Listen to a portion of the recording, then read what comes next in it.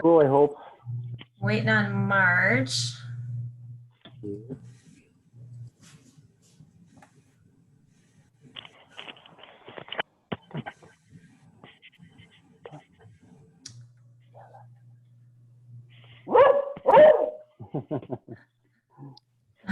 Those are usually the noises that come from mine. I'm glad to hear them come from somebody else's. What was that? Was Cliff's dog? Was that your dog, Cliff? Yeah, it was Bella.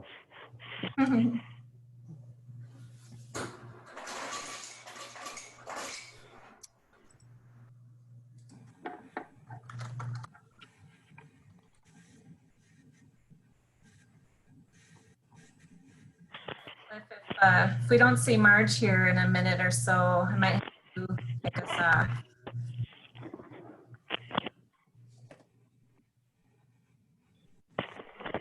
That would put Cliff in charge. Yeah.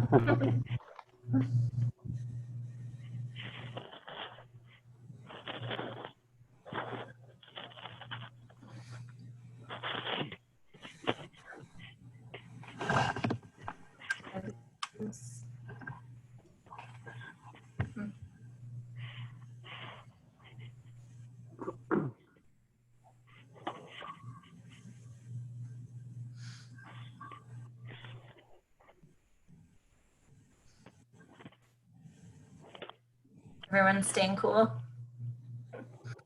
Trying to? Yeah, I played golf today and it was really hot. Yeah. Warm. Looks like it's going to continue for a while too. Yeah, 4 or 5 days. All right, Cliff, I don't know. Do you want to go ahead and get the meeting started? Sure. Can everybody hear me okay? Yep. Okay, we'll call the meeting to order. 6:33 p.m. I have approval of the agenda. I do have one thing to remove from the consent agenda, and that was the Stewardship Grant Program item 20-30 CS. It's because we left off the dollar amount request on the cover sheet. So right now the cover sheet says $0. So we'll move that to 6A and we can just fill you in on the details of that. I'll move approval of the agenda then. Okay. Second. Been moved. Is there a second? Yep, Larry just did. Larry seconded it. Who did? Larry did. Me. Okay. We'll need a roll Any call. Okay, go ahead. Diane? Aye. Diane? Aye. Larry? Aye. And Cliff? Aye. Agenda is approved with that one change. Next item is the consent agenda without 20-30. Is there a motion to approve? I move we approve the consent agenda. I'll second. Larry moved, Diane seconded. Any further discussion? Yes. Oh, okay, go ahead.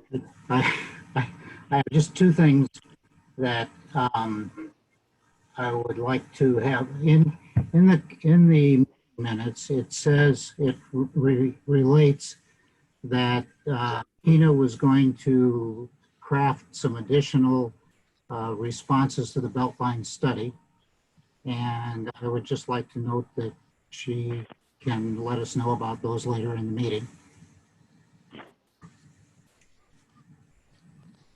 Okay. And that's it. All in favor of the consent agenda, say aye. Tina will do a roll call. Pam? Aye. Cliff? Aye. Diane? Aye. Larry? Aye. Okay, consent agenda is approved. Next item on the agenda is visitor comments. Do we have any visitors attending? We do. We have two visitors, Bert Johnson and Kyle. Kyle, were you interested in providing comments tonight? Yeah, if I could. Okay. Okay, you have 4 minutes. Go ahead, Kyle. So I'm Kyle Wellstrom. I'm one of those residents at of Twin Lake Court, which is on Twin Lake. And so I've kind of, kept track of things. And I went through the agenda for tonight and the packet for tonight. And I had just a couple of questions, which I don't know, obviously you can't address to me right now, but maybe they can be addressed as far as a comment back or feedback to us. One was about the pumping. I know we set up, the pump has been set up, the pipes have been set up to pump from West Vadnais.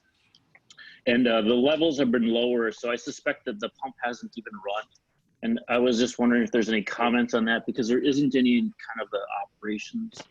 And so that was one question that I had.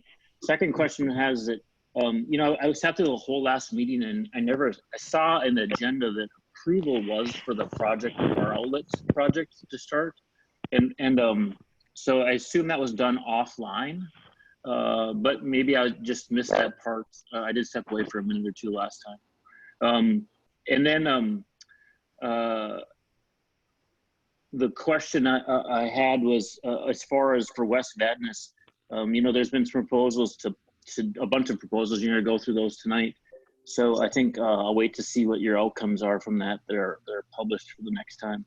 But as always, we're very interested in getting this outflow out of here. Our rainfall last week, brought our water level up again, another 7 inches with that amount of rain. And so it's back up to this highest point again. So it's definitely something on our minds. Sure.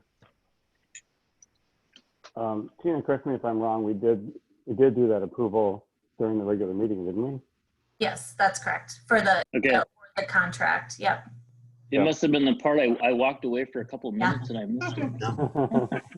Yeah. You gotta be quick. Okay, is there any other visitor presentations?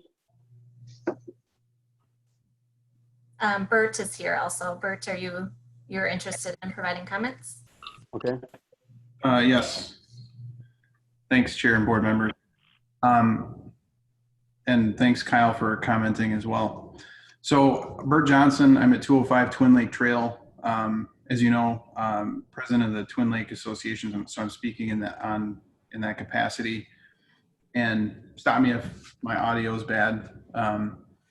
So first, as you know, the Twin Lake Association, we formed our association last summer after being inundated from water, lower quality water from West Vadnais, which we didn't know was coming. And we've formed around 3 basic goals. One, that an outlet would be established at this historic elevation on Twin Lake. 2, that West Vadnais not be permitted to flow into Twin Lake anymore. So a reroute or some other mechanism to ensure that wouldn't happen. And then 3, to preserve the water quality and clarity of Twin Lake, which has historically been extremely high from within the watershed, but in the last year or two has been lowered. It's the downward trend there.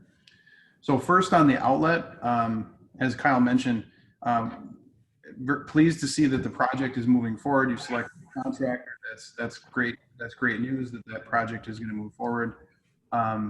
So very pleased to see that the outlet construction project is going to begin and be completed this summer. That's great news.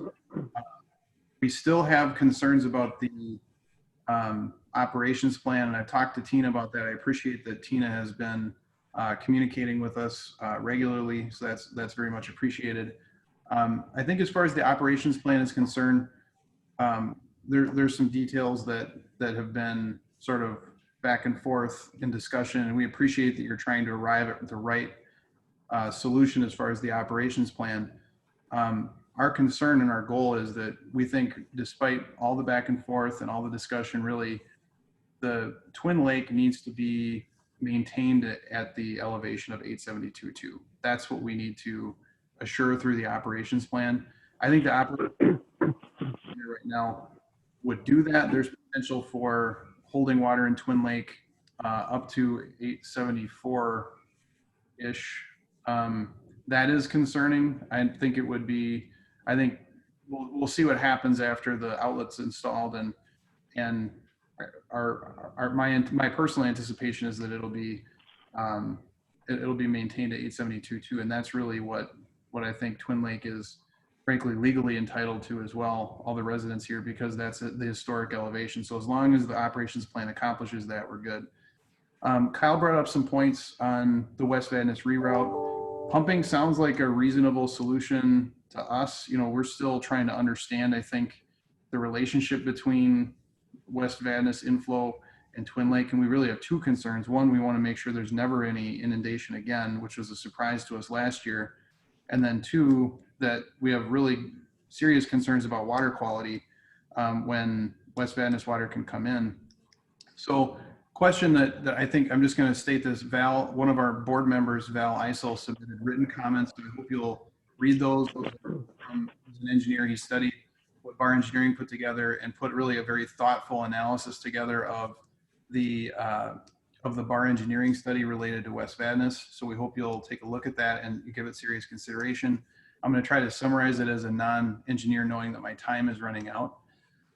And I'll say this about it. I think his main analysis, which I think is a really good one, we've seen come up on the Twin Lake outlet analysis too, which is there's really granular quantitative analysis of risk as it relates to the Jarvis system and everything south of 694, because historically the watershed has been more active in its management of that area.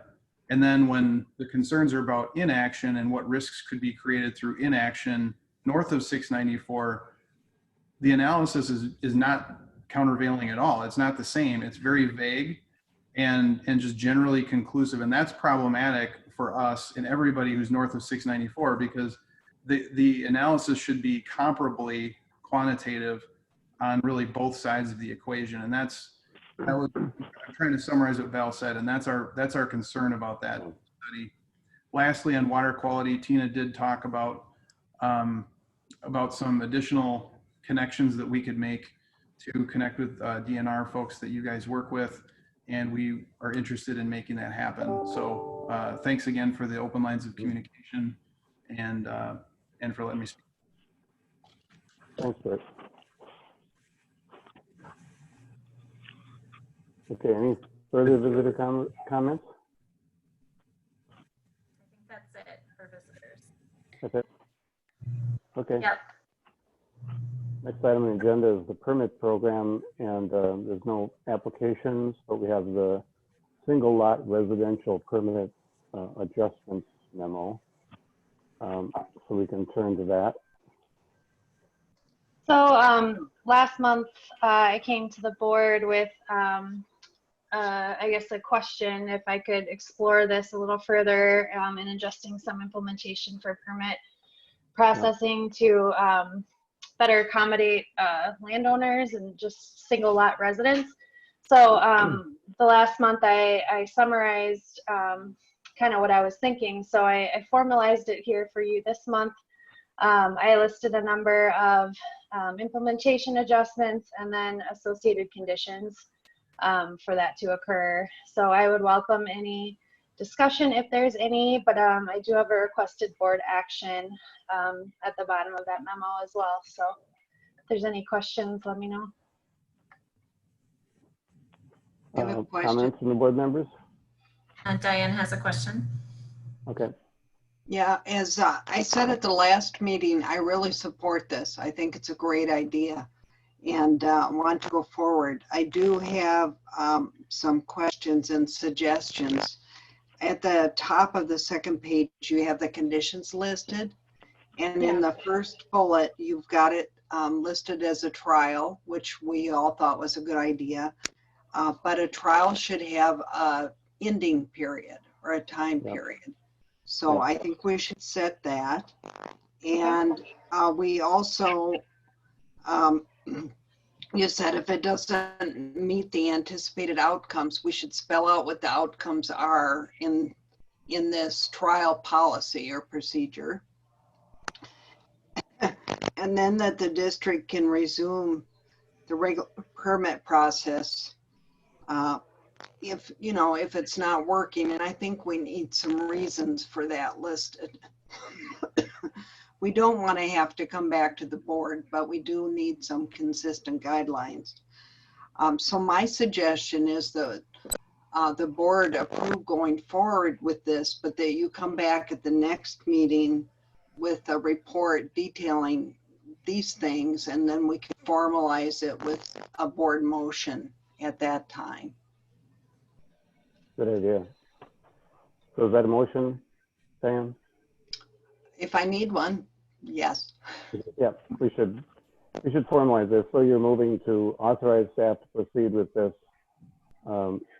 suggestion and come back next month with a formal motion for formal approval by the board. Right, With- a formal with trial Deadline, yeah, procedure and policy. Yes. okay, I'll second that. Spam. thank you. Any further discussion? I guess I would welcome like details and ideas for those two items. If you have them, you can email me, or, you know, it doesn't have to be discussed now, but I am really looking for feedback. And I think the outcomes that I was referring to is just that our rules continue to be met in the intent of those rules. And I wasn't really exploring anything quantitative as far as outcomes. So I would welcome any additional detail you'd like to offer. But I can certainly think about a time period and bring that back. Yeah, I think the proposed timescale probably this year. Yeah. And assess it at the end of the permit season. And then kind of what those parameters are about compliance with our rules. So it probably is, I know there's a couple of areas you touched on here that would be, you know, if they met, if they continued to meet erosion sediment control issues, if they, I don't know, you know, met the flood control criteria, whatever. But think of a couple other items and then bring it back. Okay. Any other discussion? So, Okay. yeah, just to be clear, Diane's going to send an email detailing that to Nicole. Is that correct? No. If you have, I think we've got it in the motion. Okay. yeah. I just, if you have, you know, detailed ideas for me, you can email me or contact me directly. But I think I know what I'm supposed to do for next month. Okay. Okay. Okay. Roll call vote. Yes, Diane. Did we have a second? No, we don't, but I'll second. Oh, I thought we did. Yep. I'll say aye. Okay. Diane, aye. Larry, Aye. Cliff, Bye. and Pam. Aye. All right. Thank you. The June enforcement action report. Any comments? Otherwise, we'll move on. Okay. Stewardship grant program. All we have is the budget status update. We also have the application 20-30 that we pulled from consent. Oh, yes. Yep. And I'll let Paige go ahead and pick that up. Yes, so they are asking for more than $0. They are requesting $9,600 for this project. Just a habitat restoration of an existing. They have an existing buffer that they're trying to enhance.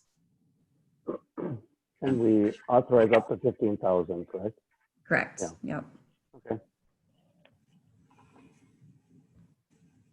So motion for approval. I move we approve stewardship grant number 20-30 CS. I'll second. Moved and seconded. Any further discussion? Okay, roll call vote. Diane, Aye. Larry, Aye. Cliff, Aye. Aye. Thanks, Pam. Okay, the next item is the budget status update. I'm glad to see we're really spending our money. That's good to see. Yeah, it's going fast this year. It is, yeah. Yeah, we have about 100,000 in outstanding projects that we know about that hopefully will come in this year. So I'm keeping an eye on that budget and closely Good. to make sure we cut it off if needed. Paige, I had a question or a request. Could you list the total number of projects under that column? You've got the total funds allocated at the next column, but under the Oh. projects. Yes. Thank you. Yeah, number of projects, that's listed. Not the total. Yeah. Oh, added up? Yes. Just the Okay. total. Yep, I can do that. We've got a lot of priority area projects and chews up a big chunk of the budget. Was that anticipated? Or Yeah, did I think plan on that? we try to promote those a little bit more. So yeah, that's where I guess where we want the focus to be in those priority right. areas. So Yep. yes. Okay, good. Moving on to action items. East St. Paul Target Store Project Bid Award. I'm gonna share my screen here and then I'll let Aaron or Brad speak to this. Everybody see that okay? Yeah, I can take this and Aaron can jump in. As you can see by this bid summary, we received 4 bids. Some familiar names in there. We've seen each of these bid on the projects for the district before.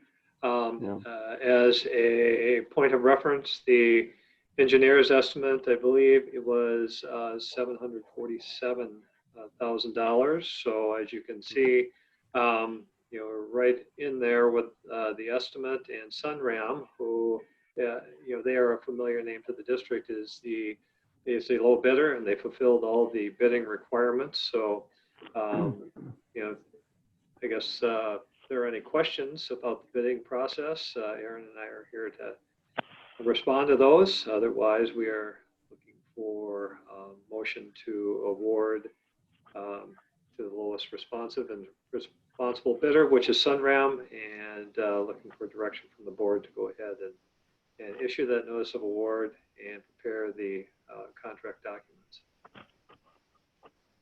I just had one comment. It's just amazing that two independent contractors could be so close. Yeah. I mean, like within $5 $5 out of $700,000. That's just amazing. That's crazy. Yeah. Just as an aside, my dad was a contractor, buildings primarily, like church additions and schools. He had, in his career, he had 2 bids that were identical. They had to flip a coin for the winner. Well, isn't that crazy? And these were multi-million-dollar projects.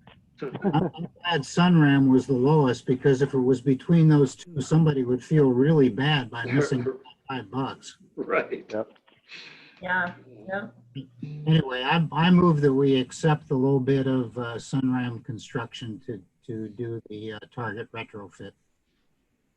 I think there's language in the Oh, is there? report for the motion, and maybe Tina. Can you see that now? It's the staff Let's to see. repair and Higher, I got it. or to prepare the I move. review. Yep. Requires metal.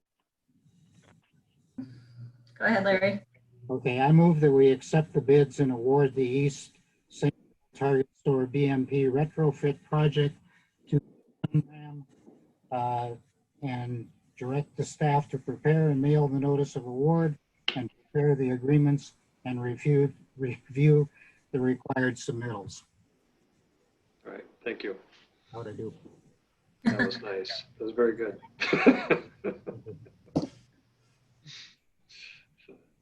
Is there a second? I'll second. Is there a second to the motion? Yep, Thank you. Diane's good. Yeah. Any further discussion?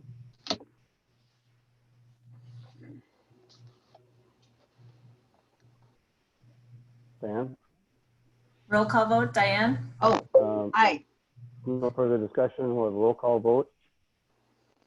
Diane says aye. Larry? Aye. Cliff? I lost audio. Oh. I'm Pam? still here and I'm saying aye. Thank you. Quorum. Oh, I think, Cliff is aye as well. gotcha. Motion carries. Cliff, I can't hear you very well. If there's a way to pump up your volume at all. Yeah, I've got my audio is cutting in and out a little bit. Okay. And video. I don't know why.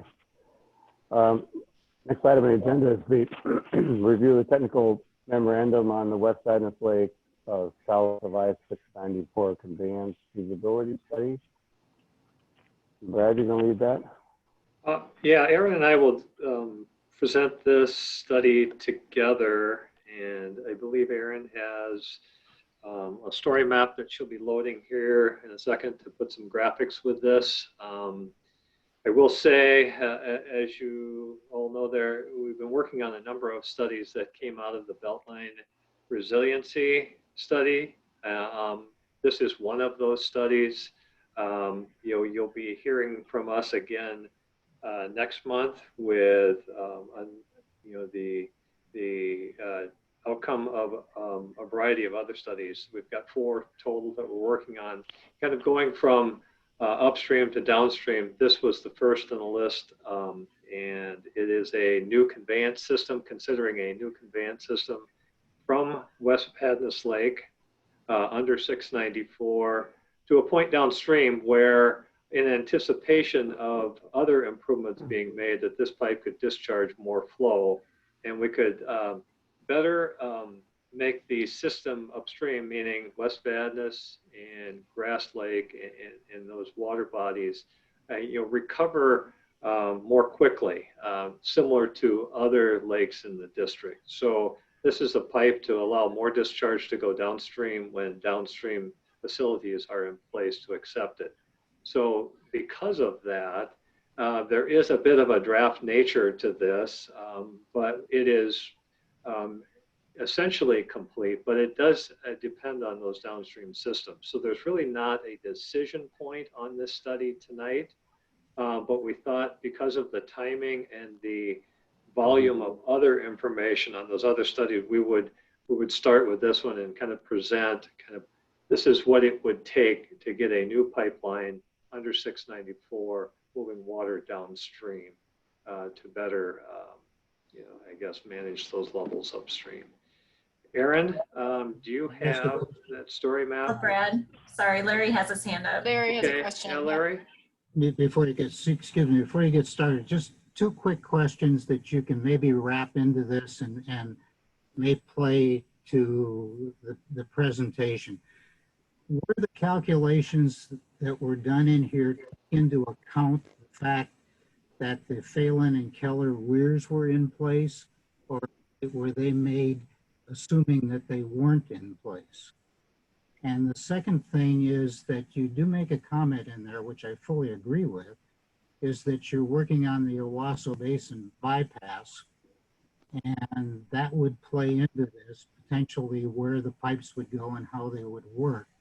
And my question is, has that been factored in, or are we going to factor it in when we have our workshop at the end of the month about all of the potential projects? And the reason I'm asking is this one comes up with some conclusions that seem to be highly affected by those 2 parameters. And the information about, where the pipe would go or the pipes would go is good background information, but it seems, and you probably just said that, it seems like the conclusions are going to change quite a bit during this, by the time we get to the workshop. So I'd just like some comments on that as you're going along. Okay. And I guess I had a similar question, Brad. You already alluded to the fact that this is tied into the Owasso Basin study and the other ones.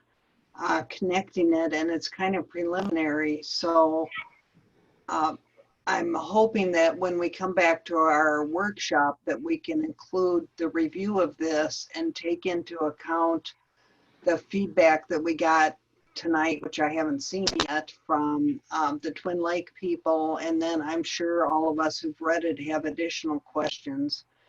And if we can just kind of, I think we need to ask our questions and get some overview, but then consider it as part of the package with the Owasso Basin and other studies. Sure, sure. I guess, go ahead, Cliff. I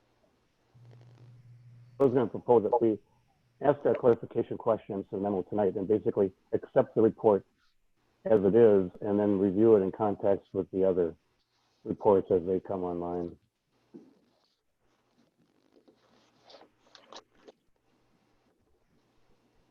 Yeah, if I, oh, did we lose Cliff?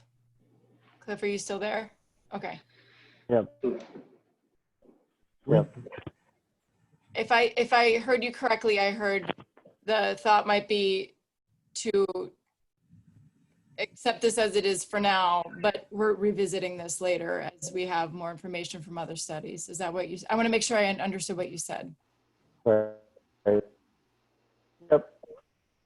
Yeah, that's right. I thought we put tonight and then ask any questions that we have so you can do clarifications and then present it in context with the other reports when we get. Yeah. Yes. Yeah. And if I will say, I'll jump in here and then kind of take it. I will say that, you know, there are many overlaps in the team members who are also working on the Owasso Basin bypass feasibility study that you'll hear about next month. And we are considering that as a part of this. So yes, it may, the study that you'll hear about tonight may have some changes to it, but I think the relative benefit or changes that this pipe would allow to happen upstream in water levels will stay very close to what you're seeing, what you'll be seeing in this presentation. It's really the pipe alignments and where they discharge that Okay. tweak a little bit based on where the Owasso study comes out. But the upstream water levels and how they respond, I think will stay very similar to what you'll see in Aaron's part of the presentation. So hope that helps to give some context. Larry? It does very much, because that was my concern, was that I got all the upstream stuff. It was the downstream things that looked like they would have some modification as the process goes on. Yep. So my understanding is that we don't have to accept this.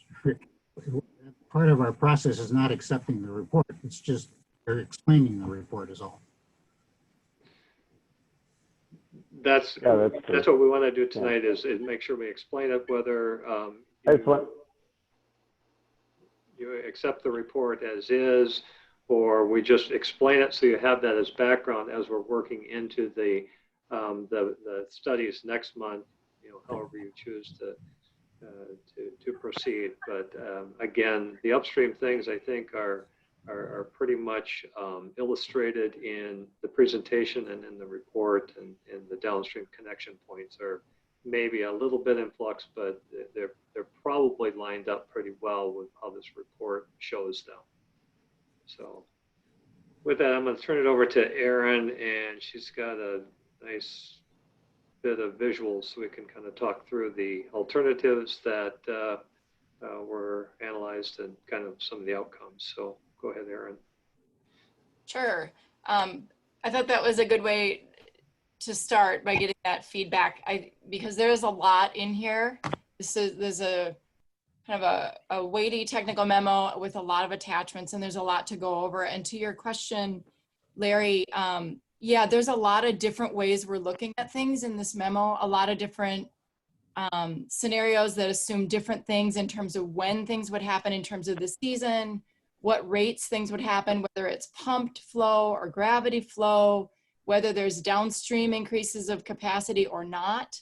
Some of the pieces in the opportunistic pumping in that attachment have to do with options that we were hearing from the managers they wanted to potentially consider before some of the downstream increases in conveyance were there or not. So we tried to look at all of it. That's what's wrapped up into this memo. So we can walk through it and yeah, this can be considered draft. We didn't want to dump all of this on you guys in August because you're going to have other things coming to you and there's a lot to think through. So we can go through this tonight and get your feedback and present more next month and at the workshop and move forward from there. So I hope that's helpful. Yep. And I think I would like to hear about this, but I think it's important for Marge to be part of the discussion too. Yeah. Yeah, I think, we'll make sure that everybody is available for the workshop date. We'll get that date squared away. I'm sure there'll be some summary of this information as well, or maybe even changes depending on the discussion. So we'll make sure she gets up to speed on all that. Question about that. That's a good point. Are we recording this Zoom meeting? Oh, yeah. Yeah, we are. That's a good point. So you can I make can share that with her. available for us to take a look at it and review it, and Marge can review it that way. Is that right? Good idea. Yep. The other thing I'll say to that point, yeah, I think that's a good idea. Also, what I'm going to show you is an update to the story map that you've seen before that was created for the Beltline Resiliency Study. And we've taken all of the information in the technical memo and its attachments and put it into that story map format to help walk you through it. So there's no real new information that we're presenting outside of the technical memo, other than a couple of charts changed slightly. And I had indicated that in the technical memo that there were a couple things we had to rerun in the interim. But mostly this is all what's in the technical memo in story map form. And the story map, I think now is live as well as of 5:30 this evening. So you can also go back and revisit the story map that I'll walk you through tonight, just like you were able to do that with the Beltline Resiliency Study. So there should be a lot of ways to revisit this information and ways for Marge to come to speed. And if she has questions, we can answer them as well. So this won't be a one and done, that's for sure. So I guess with that, I will share my screen. And I have a double monitor thing going on here, so I'll have to see how this works. So hold tight for a minute.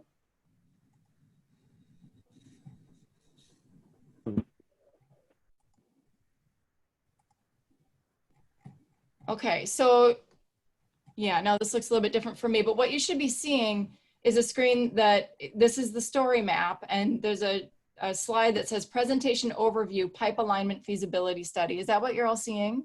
Yeah. Yep.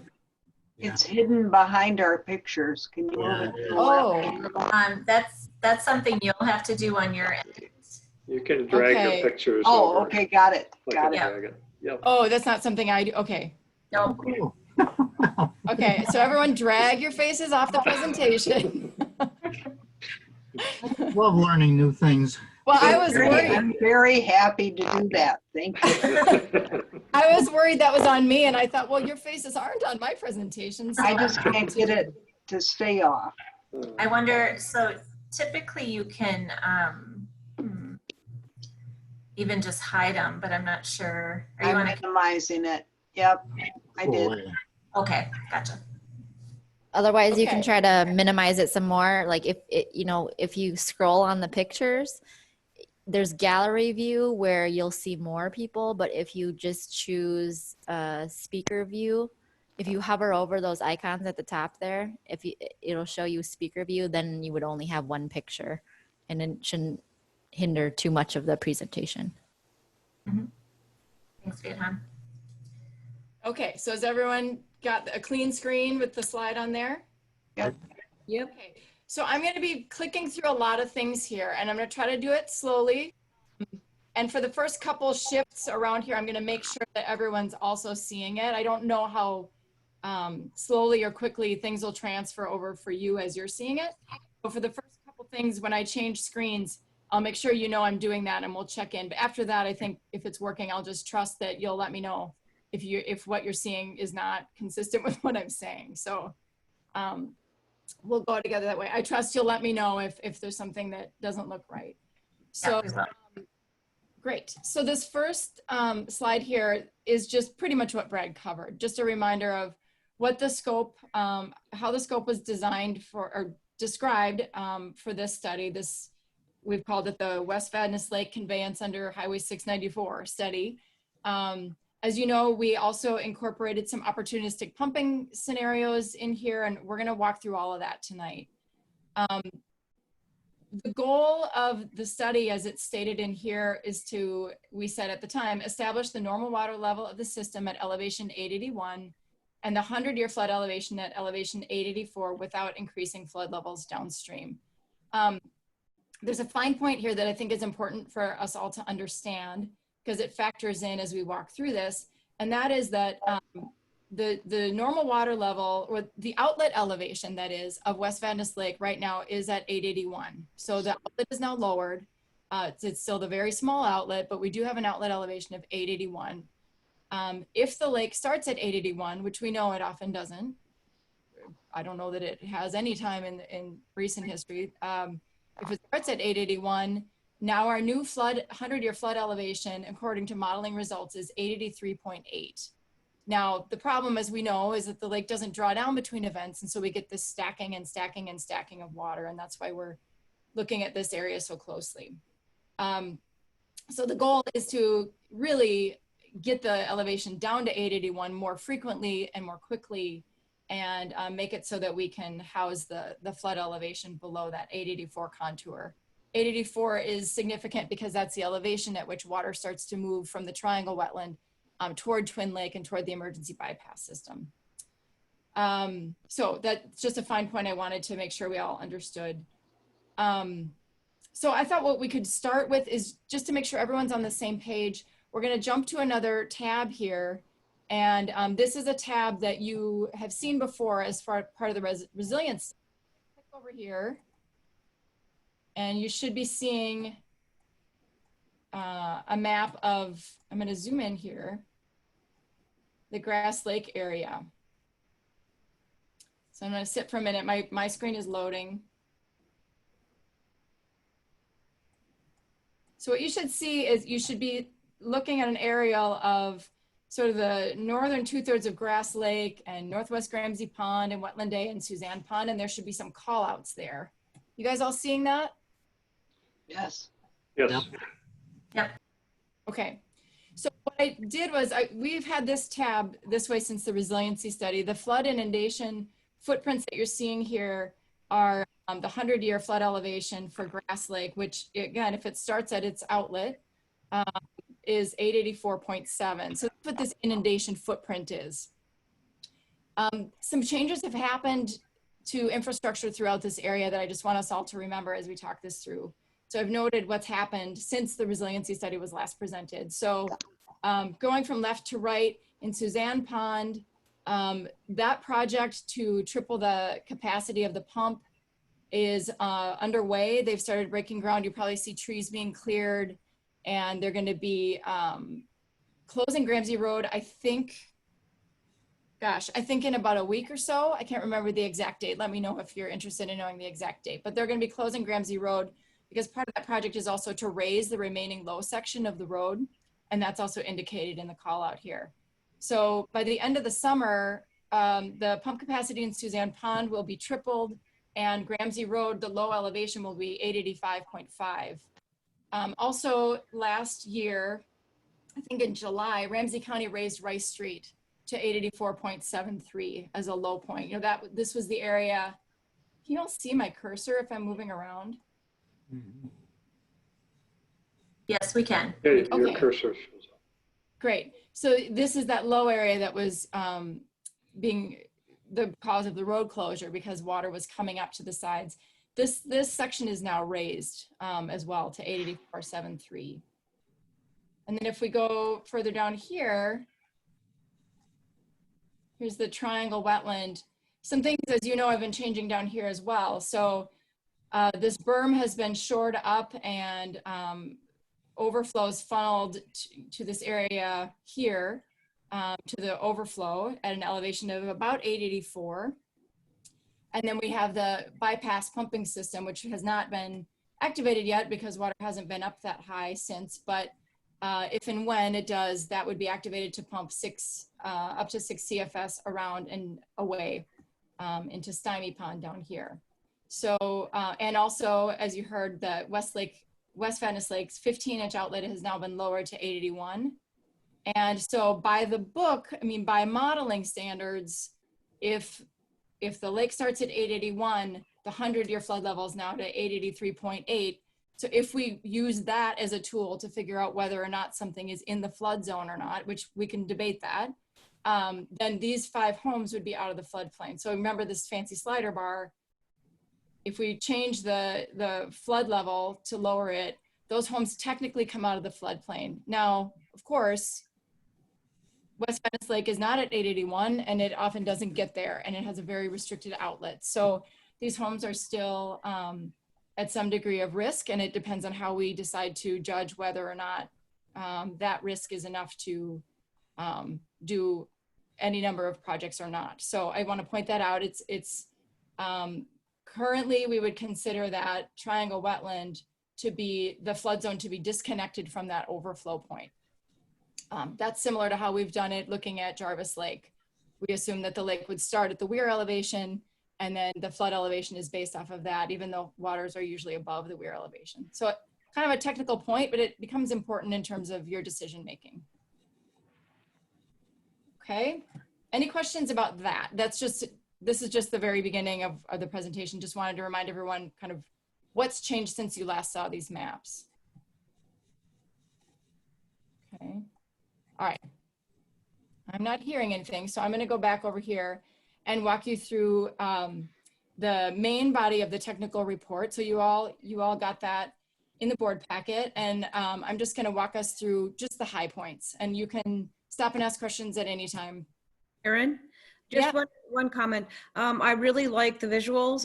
It would be helpful for me to have arrows too, showing where the water's going, just in the future. And I see, just to me, the visuals are great, and then arrows are always even better. So like flow arrows through the maps. Flow arrows help me really get it even better. Okay, so thank you. This is really good. I appreciate it. Thank you. No, that's fine. I've made a note of that comment. We can certainly do that for the next board meeting. Because by the way, we'll use this platform to walk us through the Owasso bypass stuff too. We'll build off of this story map. So, okay, so when looking at putting in a bigger pipe outlet from West Vadnais Lake down, out and away under 694 and patching into the system downstream, our team looked at a number of different alignments, and there's pluses and minuses with all of these alignments. Ultimately, this red alignment was chosen. I think we called it alternative 1, a buried pipeline from West Vadnais Lake to Porky Pond. The ponds, as you remember, have really ridiculous names. Sort of silly to hear myself say Porky Pond in a business meeting, but so be it. They have strange names. But the reason that alignment was chosen has to do with public right-of-way. It has to do with soils. It has to do with depth of installation and a number of other considerations that are listed out in the body of the report. I will say it's possible that with the Owasso Basin bypass study that this tail end could change a little bit, possibly. You know, as we get into Porky Pond, then the scope of that other study starts to create a real blurry line. So you saw in the technical memo that we, of course, will be thinking about how those two pipelines would connect up and what makes the most sense there. So I did want to note that. But for the purposes of this memo, this red line here going from West Vadnais Lake in the north all the way down, getting into Porky Pond is the alignment that's presented. The modeling results that you saw in the technical memo in terms of the main body of the memo and in terms of this alignment assumes that the existing 15-inch pipe stays in place and stays operable. So we wouldn't be abandoning that pipe. That would stay in place, and then an additional pipe would be put in. Hey, Erin, Diane here. On when you update your diagrams for our next meeting, would you please put the existing pipe in? Sure. Thank you. Might be good to point out where it is now, since it's part of the red and a little bit of the blue. Yeah, yeah. So it kind of, Okay. it does, it sort of follows here. And then I'd have to look, but I would have to double check that here before moving my cursor around. Brad, do you know, does it go through? It's very close to where you're moving your cursor. It Yeah. it does come across that from that point. If you scroll back, and just looking at the bend in the road, the angle across the freeway may be a little bit further to the east. Yeah. But the discharge point where it turns into the blue, there's a little stub that comes out Yeah. as Jake's Pond. So I think it's fairly close to that. Yeah, we can put it on this map for next month for sure. It does show, although there's a lot going on in those drawings, it is shown in the drawings where the existing 15-inch pipe is, but I know there's a lot going on in those drawings. A question, Aaron? This is Yeah. Cliff. Before we go any further, clicking in the Porky Pond goes along the channel and along Owasso Boulevard, and then ties into County Ditch 16, right? Did you It does. It does. It drains around the south side of North Star Estates into 16, but that then would be modified as a part of the Owasso bypass. So, Yeah. the connection, it wouldn't be allowed to go Okay, around. because I know that, because that flow is limited, and I think if we put much flow into that channel, it would actually back up into Owasso, wouldn't it? Yep, it would. Yeah. That's correct. That's correct. So That's right. So that's and where that's kind of connection my point. point earlier, where the downstream connection point may have to change a little bit depending on where we align the Owasso bypass system coming from that vicinity, Okay. whether it goes, whether it comes out of Larry Pond, as you see in the middle of the intersection, or we modify some of the pieces of Porky Pond to be able to take it. That's where we need a little flexibility there, but it really won't affect things upstream, and it wouldn't affect the cost tremendously. So we're in the right ballpark with this study with respect to those things. Yeah. Okay. Thanks.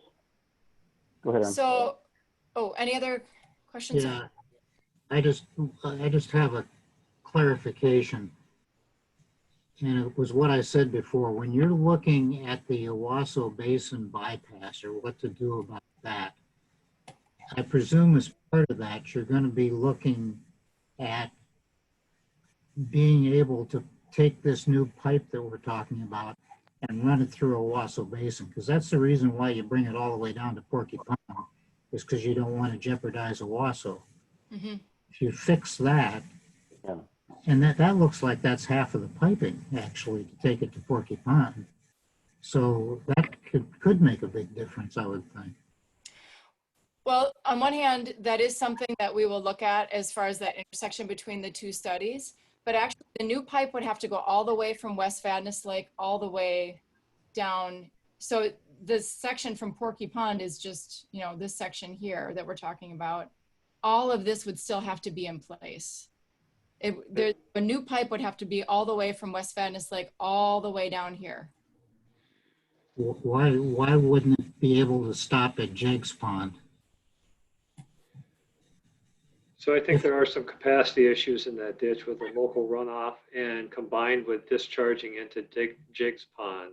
And it's been one of the things that MnDOT has brought up to us as we, asked them for, permission to even do some of this bypass pumping. So, that's a concern in that area. Also, getting it through the railroad is another concern in that area. So we may have to, if we would go that route, we would have to use a lot more, because of the depth of cut, sheeting on both sides, so sheet pile, and then get that pipe down deeper and then run it all the way through the railroad. So basically you'd be combining the blue and the red alignments at that point. So, moving it away from Owasso Basin, especially given the number of homes and the sensitivity to any additional bounce in that area, I know was a factor that we all talked about before we, kind of went down that path. But a new discharge point out of Owasso Basin would have to happen as well. And that would have to push a lot of water out of it, because the bypass system is really collecting things on the east side primarily and keeping it from getting to a Wausau Basin rather than pulling water out of there. If that makes sense, Larry. Yeah, okay, but well, So this is why when they come together next month, maybe it will be clearer. right. But routing it through the basin adds,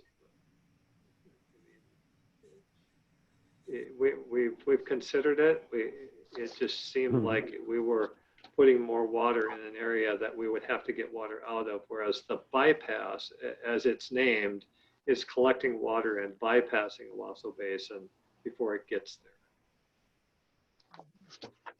Okay, I'll wait and see what you say. Okay, all right. Okay. Okay. All right. So Let's proceed. I'm not going to walk you through all of the drawings, obviously, but just to kind of put it in perspective. So this is the alignment that we're talking about. And then just, you know, if you get a chance to look at the drawings in between meetings, or maybe you had a chance already, these are the utility crossings all the way down. So that is a part of this, or any retrofit, any alignment that we would choose would have a lot of utility crossings. I think the ultimate length was like over a mile of crossings that would have to be navigated. So that's why that ticket item is pretty high in the cost estimate. As far as the pipe itself, you know, we assume that the outlet coming out of the lake could be a 51 by 31 inch arch pipe. So it might be easier to think of that as a 42 inch RCP equivalent pipe. An arch pipe is preferable because it's kind of squashed, so you can get more flow at lower elevations, and you can stay, you can fit it in the vertical of the lake, whereas a bigger pipe would stick right out of the water and not be particularly functional. We did, as far as this draft is concerned, assume a 60 inch pipe downstream of there, and that's likely more than you would need, and I think that's addressed in the technical memo. You could probably get away with something closer to a 48 inch pipe. And I think the potential cost difference in that is outlined in the memo. The 60 inch pipe here is something you can fit. It's not necessarily something you would buy, but it is an option. So, you know, and I'll just jump in there too. One of the reasons why, you know, Aaron and I talked to the team about, you know, seeing how large you could fit in anticipation of, you know, as we think about the long-term resiliency of all of our systems and the additional costs that may be needed to put in a bigger pipe to anticipate climate change and things of that nature. At least we have that data in there, and we can always use that as a decision point of whether to spend, I think it's, you know, 600,000 or so, maybe 700,000 more to upsize that pipe for that distance in the context of the overall project cost. So, I mean, that's why we put it in there, and that's why we're at least presenting it as part of this study. some of the other, oh, go ahead, Larry. Yeah, just on that, and I looked at that and I thought to myself, what would happen, and maybe you've already thought of this, what would happen to make us have to have a 60 inch pipe? Like, we couldn't get the water from the Grass Lake area over to West Vadnais that fast, and I like the idea. I intrinsically like the idea of planning ahead. I just wondered in that case, in my own head, what would happen to make us need something like that? And would we ever use it? Because if we're having that kind of problem up here, they're probably having that kind of problem downstream too. Right. Yeah. Moving a lot of water may not be a really good thing. Yeah. Yeah. I think that's a good point, and one that we can certainly evaluate in a little more detail. I do think that's a good question. I mean, especially when you see how the lake responds to that 42 inch equivalent, plus, again, that is assuming that the other 15 inch stays in place. I mean, it may be that would meet the goals anyway. So at least under the last 6 years of precipitation. So yeah, I think that's worth thinking some more about as we go forward. I had a question about the 60 versus the 48, and I saw the difference in the cost. What I did not know is if that was just the difference in the cost for the pipe itself, or whether all of this utility work would be also reduced by using a smaller pipe. I can double check, Diane, but I'm pretty sure that was, those things were factored in. So it's Okay. basically all the costs that are tied with putting in a smaller pipe versus that larger pipe. Okay, that's what I Yeah. just wanted to check. I think it was Yeah. about, I'm not on the right page, but 580,000 or something like that. Right, Mhm. right. And I can double check that, but I'm pretty sure that's what Sam I- did. So In the interest of time here, why don't we let Aaron proceed with the presentation and maybe store some questions till toward the end? Can we do that?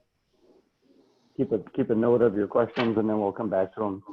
I do appreciate all the interest, though. These are good No, it's questions. good. Yeah. Well, we haven't made yeah. any progress yet, so let's go. Okay. Just a couple of the other things I just wanted to point out that are sort of bigger ticket items here, and I'm sure you noticed in the cost table, this casing that would need to go around the pipes to get underneath the roadways is kind of a big ticket item. And then this, what did we call this? Like a sheet pile stabilization wall is a pretty big deal. And that is a pretty big ticket item. So just wanted to point those out. You saw the cost estimate. I won't pick through all of this, but we mentioned some of the bigger ticket items. And again, at this point in design, in terms of what % complete this is considered, this range is a standard engineering way of estimating costs, just to give you an idea of the uncertainty and things that could change.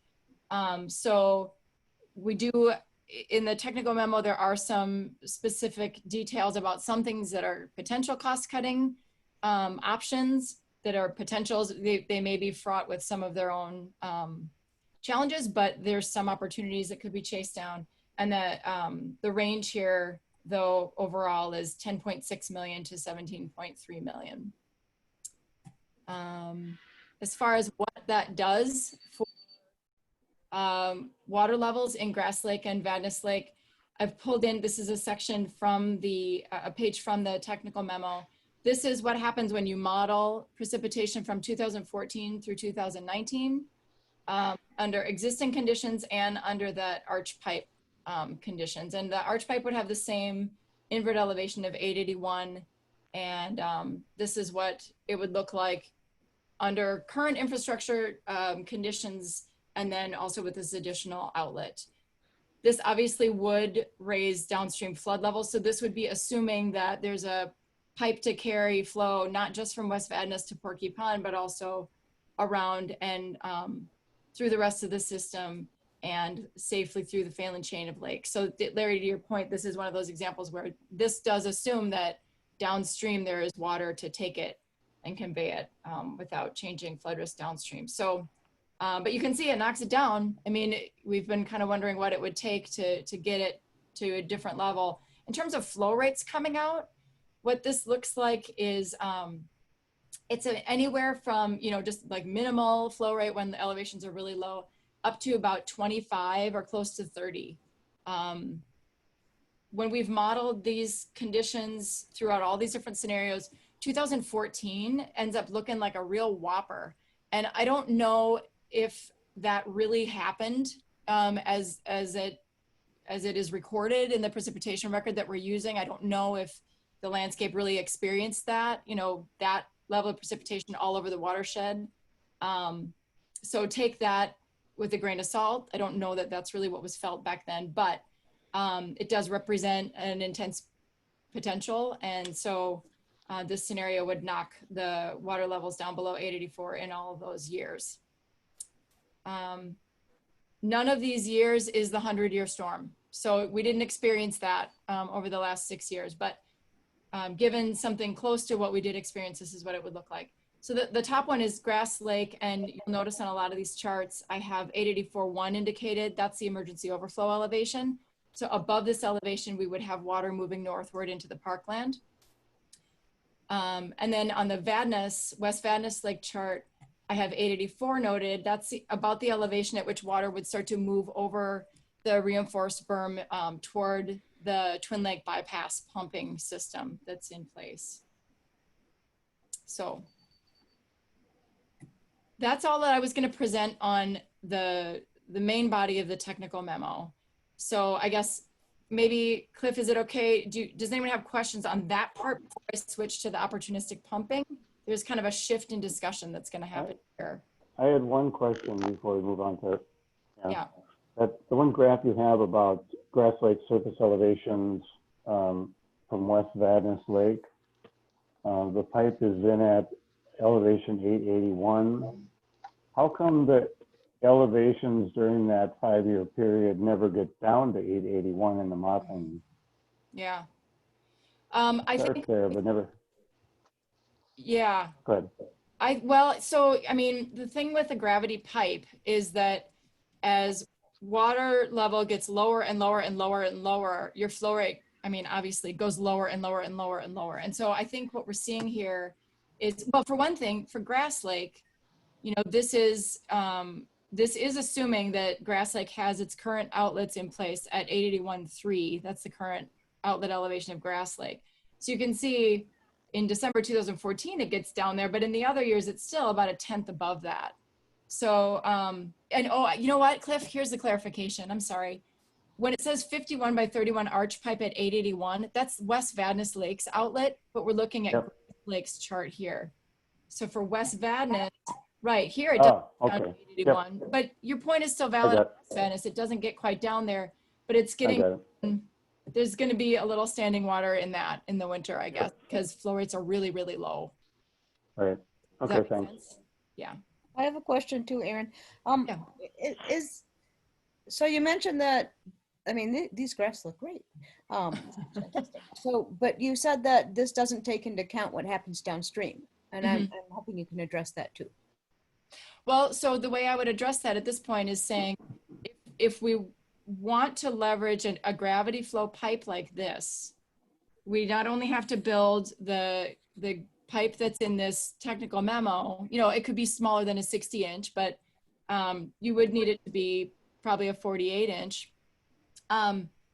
That flow still needs to go somewhere. So that flow would need to be picked up in the Owasso bypass system. And that's the feasibility study we'll be talking about next month. So I didn't go ahead and calculate what the bounce was on the Phelan chain for this, because this was assuming there was more infrastructure downstream. Thanks, Aaron. I just think we as a board and as a team need to keep that in mind when we make our decisions moving forward. So the Phelan and Keller weirs aren't really in here, which is why this might change, right? No, in fact, this is what Brad meant when he said conditions would be the same. The Phelan and Keller weirs, to let this flow out, you would need the Phelan and Keller weirs in place to accept it and, you know, to drain it down, basically. Okay, got it. Yeah, yeah. Yep. But upstream would look like this. Yes, everything downstream would be in place, and this would not change. It wouldn't change. This is still assuming the weirs are modified as an operation plan and the Owasso bypass system is in. Yeah. I had a question about the goal. You said the goal was to keep the lake at close to or closer to 881. How close is close enough? That's, you know, that's part of the specificity of these areas above 694 that maybe Bert was referring to. Well, lakes do bounce, and the Phelan chain bounces. You know, I don't know that I have a guideline in mind of how close is close enough, but we've got a lot of different scenarios here. And I guess that's an area that would be great to get some feedback on. Brad, how would you answer that question? Well, I would also say, and that was one of the points I wanted to make from a statement made earlier too.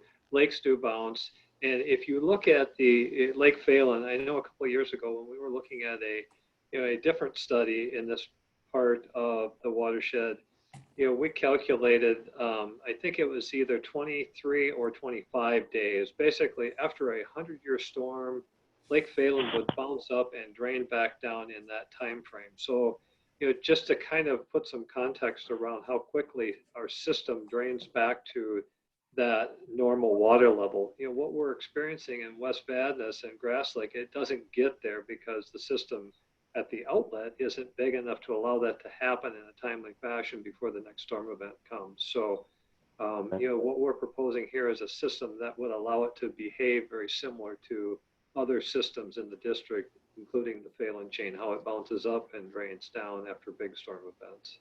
Yeah. I know you were going to look at the opportunistic pumping study later, but did this take into account any scenarios of doing any opportunistic pumping in the off season, or does that just have to do with whatever starting elevation West Vadnais Lake is? This would not, this would just have, the lake would have year-round access to a gravity pipe. So no, Yeah, there's no additional. Yeah.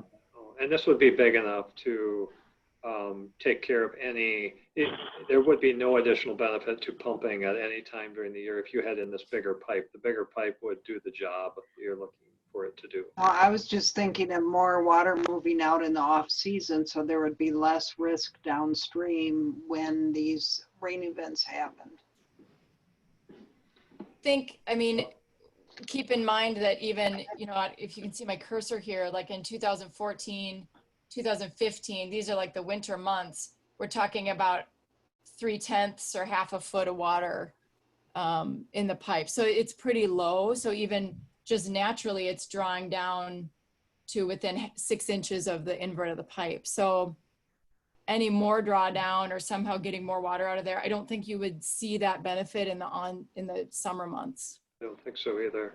And you can see how that peaks out at 882. It doesn't even get to 882.5. So quite a dramatic difference from what's been experienced over the past, you know, 5 or 6 years in that system, which the blue line reflects. So. One thing I will point out is that, and we haven't addressed this in the technical memo, but something like this might require, I didn't ask Vlamo this question, but I will. This might require another EAW or more permitting consideration, because this is quite a different bounce regime. I mean, that's the point for hydraulic reasons, but this is quite a different bounce regime that these wetlands would be experiencing. And I know that one of the reasons they were comfortable lowering the outlet to 881 is that we would still get these bounces, so the wetlands would still experience that water. I don't know how they would look at this, but that would be something we would need to ask them.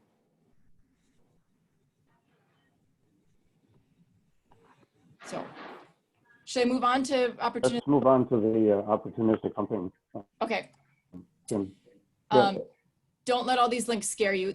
All these charts were in the technical memo in the one of the attachments. So we'll hit the highlights here, and you can always go back to that memo to get more information. So as we described in past board meetings, we did do a opportunistic pumping feasibility study at the request of the managers. Off season, we're defining as November 1st to March 1st. And again, looking at that 2014 to 2019 levels of precipitation, just like the other analysis we just walked through. We had originally talked about 2 different options. I'll show you a map here. This should look familiar. 2 different options here, leveraging the existing 15-inch outlet. This is in red. And then leveraging the bypass system, which is shown in yellow. That brings water to Steiny Pond and then through the MnDOT system. Ultimately, today, I'm only going to be talking about the 6 CFS using the bypass pipe, because leveraging the existing pipe ended up being not particularly effective. It didn't yield much benefit at all. And that's because, you know, even just operating a gravity flow pipe, this pipe, when it's surcharged, can get, you know, up to 5, even a little more CFS. And so just making sure it's pumping at 4 CFS year round and not dropping down, it didn't give the benefit that I think you would have been looking for. So I'm only looking at the 6 CFS today. Of course, it wouldn't have the same risk downstream either, right? No, it wouldn't, but it didn't yield much difference at all in the elevations, especially for, it didn't look much different. And I can come back and show you that later next month if you like, but I thought, well, it's not very compelling, so I'll keep the message a little simpler. So we'll be looking at leveraging the bypass system at 6 CFS in the off season. So let's see, let me go back to, yeah. And basically what we see, I mean, just the bottom line that we'll see in these charts is that there is some reduction of overflows from Grass Lake northward to Parkland if you do the 6 CFS off-season pumping. There's some lessening of West Vadnais Lake overflows to the bypass system, though most of those overflows would be captured by the bypass system anyway. So depends on how you look at that benefit. So we'll march through some charts here. The dotted blue line is the existing water surface elevation in Grass Lake under 2014 to 2019 precipitation. And the purple line is with the 6 CFS off-season drawdown. So you can see in the off-season, we get this loop coming down. And then when we get past March 1st and we start to get some spring rain, sometimes we see a benefit, like right here, you see that the purple is lower than the dashed blue. But when we're really getting pounded, it catches up pretty fast. And so that's where you see the lines kind of merge together. And just one more point of clarification, and this is just restating what Erin was talking about earlier. This is in addition to the outflow coming through the 15 inch, so that 4 to 5 CFS. So it's that plus this pumping. Mm. Yeah. Yeah. And I guess one way to look at the 4 CFS, I mean, the 15-inch pipe is that pumping, and we can talk about this with more graphics next month if it's helpful, but you know, when the pipe is full, when there's water up above the pipe, when West Vadnais or lake is high, you really do get like 5 CFS. It takes a while for it to drop down to 4. And then by the time you're getting below the top of the pipe, where you would augment it, so it's pumping 4 CFS, you're already at lower levels. So it just doesn't quite make a whole lot of difference. So, but in terms of this, thanks for that clarification, Brad, that's important. Another way to look at this, I decided to throw a different chart in here too. Another way to look at this is to see, okay, well, between those two scenarios, because it's kind of hard to tell with the overlapping lines, how many days of overflow do you have from Grass Lake northward in each of those scenarios? So under existing conditions and under the 6 CFS off-season pumping, what do you really see as a difference? Because we know we would have less overflows with the off-season pumping, but it's not clear how much. So this bar chart shows what those differences are in terms of how many days of overflow you'd be getting. So you can see there's a difference. It's not a lot of difference. It depends on the year. But this is what that difference between those lines really means in terms of what your goal is to reduce the flooding that's heading northward. Moving through for West Vadnais Lake. So here we see maybe a little bit more of an effect because we're closer to where the pumping is happening, but it's still kind of the same story. And again, here I've charted what the difference is in terms of how frequently water would be going over into the bypass system. So where the triangle wetland would be spilling toward Twin Lake, where it would be intercepted. This chart's a little busy because of the red percentages down at the bottom. The red percentages indicate what percent of those overflows happen at a rate greater than, at a rate less than 6 CFS.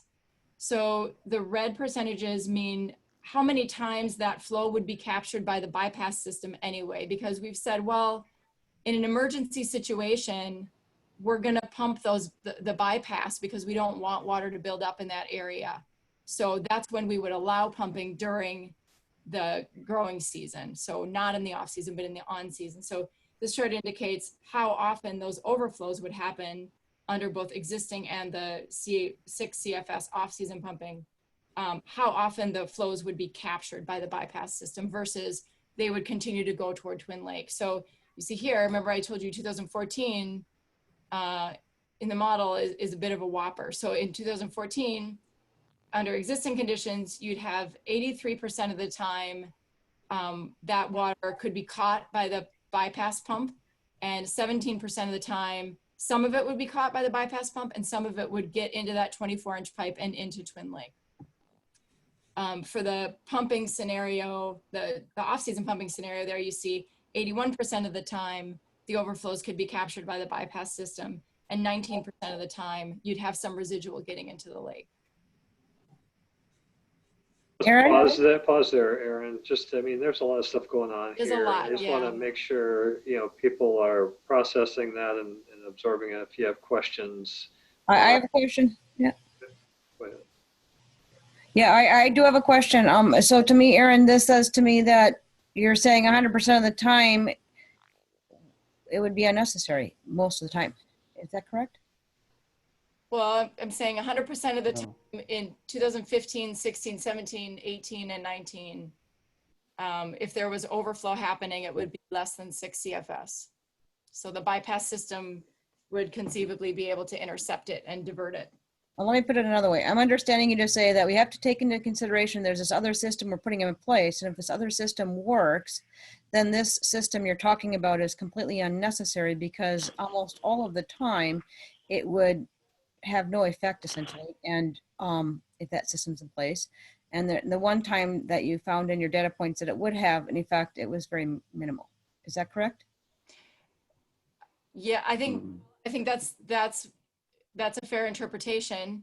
The other thing I'll point out is that if you have, well, so it's the same system and we'd be leveraging it either in the off season and then on an emergency basis in the growing season. So there's a pumping cost consideration. I think you would still come out paying more with the off season pumping because you would still need to leverage it sometimes during the growing season. And you're saying that, to add on to Pam's question, this pumping, the bypass pumping only takes effect when it gets over 884, right? And you really want Grass Lake down at 881. So is the bypass pumping helping not just the risk of the overflow, but getting it down to 881 so that there's more room for bounce in the system? Well, I think. So back up to the graph before, because that's where that question is answered. Or the Grass Lake one, you mean? Yeah, both of them kind of help to illustrate. So this is what the off-season pumping would do. The purple line is what the off-season pumping would do. So it does help it get closer to 881, granted only in the off-season. We're still struggling to keep up with water coming in. You know, when we're not pumping during the growing season, we still get overwhelmed pretty quickly. So Diane, I mean, you see where the light blue dashed line, there's a big difference in the off season because we're pumping, but once you get into the growing season, you had the rainfall that you had in 2015, they're very close together. The peaks are a little bit lower though. If you would zoom in on, you know, the difference between the purple line and the top. So if you're looking at peak elevations, there's where the changes are. But you know, to the question you asked, this is what we've done to that. When you ask about the benefit of trying to get it closer to 881, it does in the off season, but because of the small nature of the outlet pipe, without, you know, the bigger pipe that we talked about earlier in the presentation, without that, it bounces right back up very close to where it was. Well, I see that, but it still looks like you have some inches that right around the critical point that are lower if you use it. Yeah, and that's where we look at this. Yeah. But then when I look at that, I think about the days of overflow. It's not like the overflow is evenly spread across the days. I remember in 2016, the overflow came into wetland A, looked like a waterfall over, you know, a very short period of time. It wasn't spread out over 2 months. So I don't know how much use this is at these days. 10 days in 2016 could make a huge, huge difference. Well, we could certainly show what this looks like in terms of volume. We've done that in the past. You know, but part of its volume over what period, especially when it's going into an area with no outlet. The longer the period, the better chance there is of dealing with it. Right, right. And that's, the volume can be calculated because we have the number of days, and we know how the water level goes up and comes back down. So you can estimate that volume. And as Aaron said, we did that in the past. We thought this was a different way of looking at it that might be helpful. Again, I don't think we are here to judge the extent of the benefit or not. We're trying to give you different ways of looking at this so you as managers can individually and then collectively decide, is there enough change to make pumping worth it? Well, that's why we're not coming to a recommendation for you. We're trying to give you different ways of looking at it than what we have in the past, so you can make that judgment call better. Right, but we can't do that without some measures of the extent of the benefit. So in a way, you do need to give us that. Can you tell, actually what might be helpful is, so with this chart, you know, if the goal is to keep it from overflowing altogether, you know, that's one way of looking at it. Like, when do we get no overflows? You know, that's ultimately the goal. It would be nice if we hadn't had to experience overflows from 2014 to 2019. So I think what this addresses, I'm understanding that's not the full picture, but what this addresses is how often have you met that goal or not? So that's one thing. What would be other metrics that would be helpful in terms of, you know, we can look at the volumes of overflow. Are there other metrics that would be helpful to graph? I think your graphs are not the bar graph, the line graphs are most helpful. Yeah. And then if you do some volume, and then probably other people have some better ideas than I do. I just know that in looking at a chart like this, you know, what might look like a little squiggle is actually several inches, which is a huge difference. When I looked at that chart, one of the things that jumped out to me was the fact that we brought down the levels so much in the wintertime. If we had a year with normal or less than normal precipitation, it would probably benefit the whole system for quite a period of time. The trouble is just that every year we had, you know, above average precipitation, and it jumped back up to the overflow level. Yep. Yeah, it'll be interesting to see what this year ultimately looks like in terms of precipitation. It's really, it's been different. You talked about kind of surprising 2014 data, and I don't know if the model's wrong, or would it have made a difference that the water didn't stay in Grass Lake and go into West Vadnais Lake because it overflowed, or are there some other explanations? I suspect, I mean, if 2014 didn't feel like a particularly wet year for you, I mean, you've lived there. Do you remember that year as being, I think Ramsey Road, I do think, if I'm remembering correctly, I think that it did flood that year. Does that it did, yeah. Yeah. So I know there was some level, you know, some precipitation going on. I suspect that the precipitation that we're using here is indicative of what landed right where you are, where you live, but that it didn't land that way across the whole watershed. I mean, we've talked about that before as one of the tricks about modeling is that you make an assumption for what the distribution looks like across the entire watershed. So it may be that this is overestimating what actually happened that year. I suspect it's that more than Grass Lake moving north earlier. However, let's also remember though, this is important. This model it's not what would have happened in the past with different infrastructure. So it's a bit of a mind bender. This is assuming that the Grass Lake berm, the emergency overflow has been built up, that the outlets have been lowered, that all the things that we've been tinkering with since 2014 are in place, and then we get 2014 precipitation. So there's a lot of things that have also changed.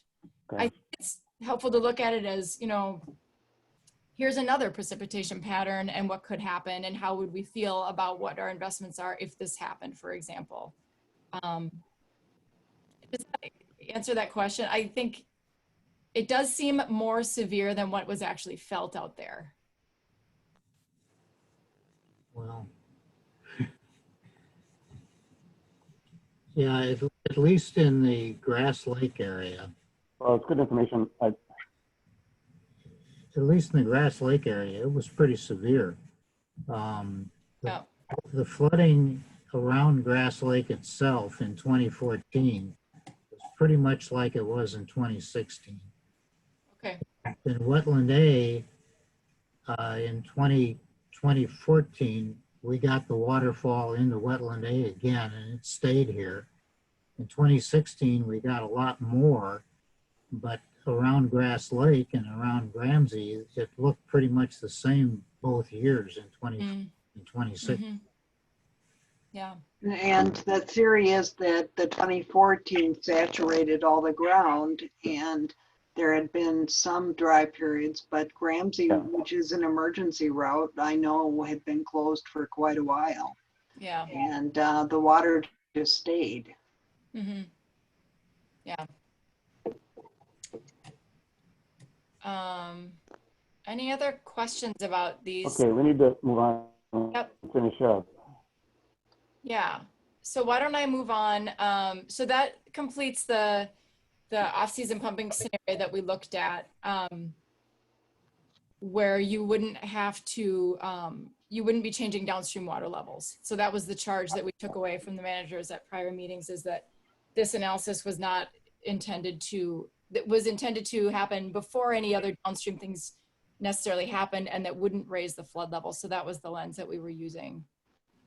The other proposal at the last meeting was about, is there a way to time the flows? So we did take a deeper dive on that, and I'll walk you through that. This is where there were a number of conditions. A lot of them are consistent with the things that we've looked at in the past, but trying to figure out, is there a way when water is falling downstream and on the Phelan chain, is there a way to get that water out from upstream and then stop it before things rise downstream? So we did take a look at that.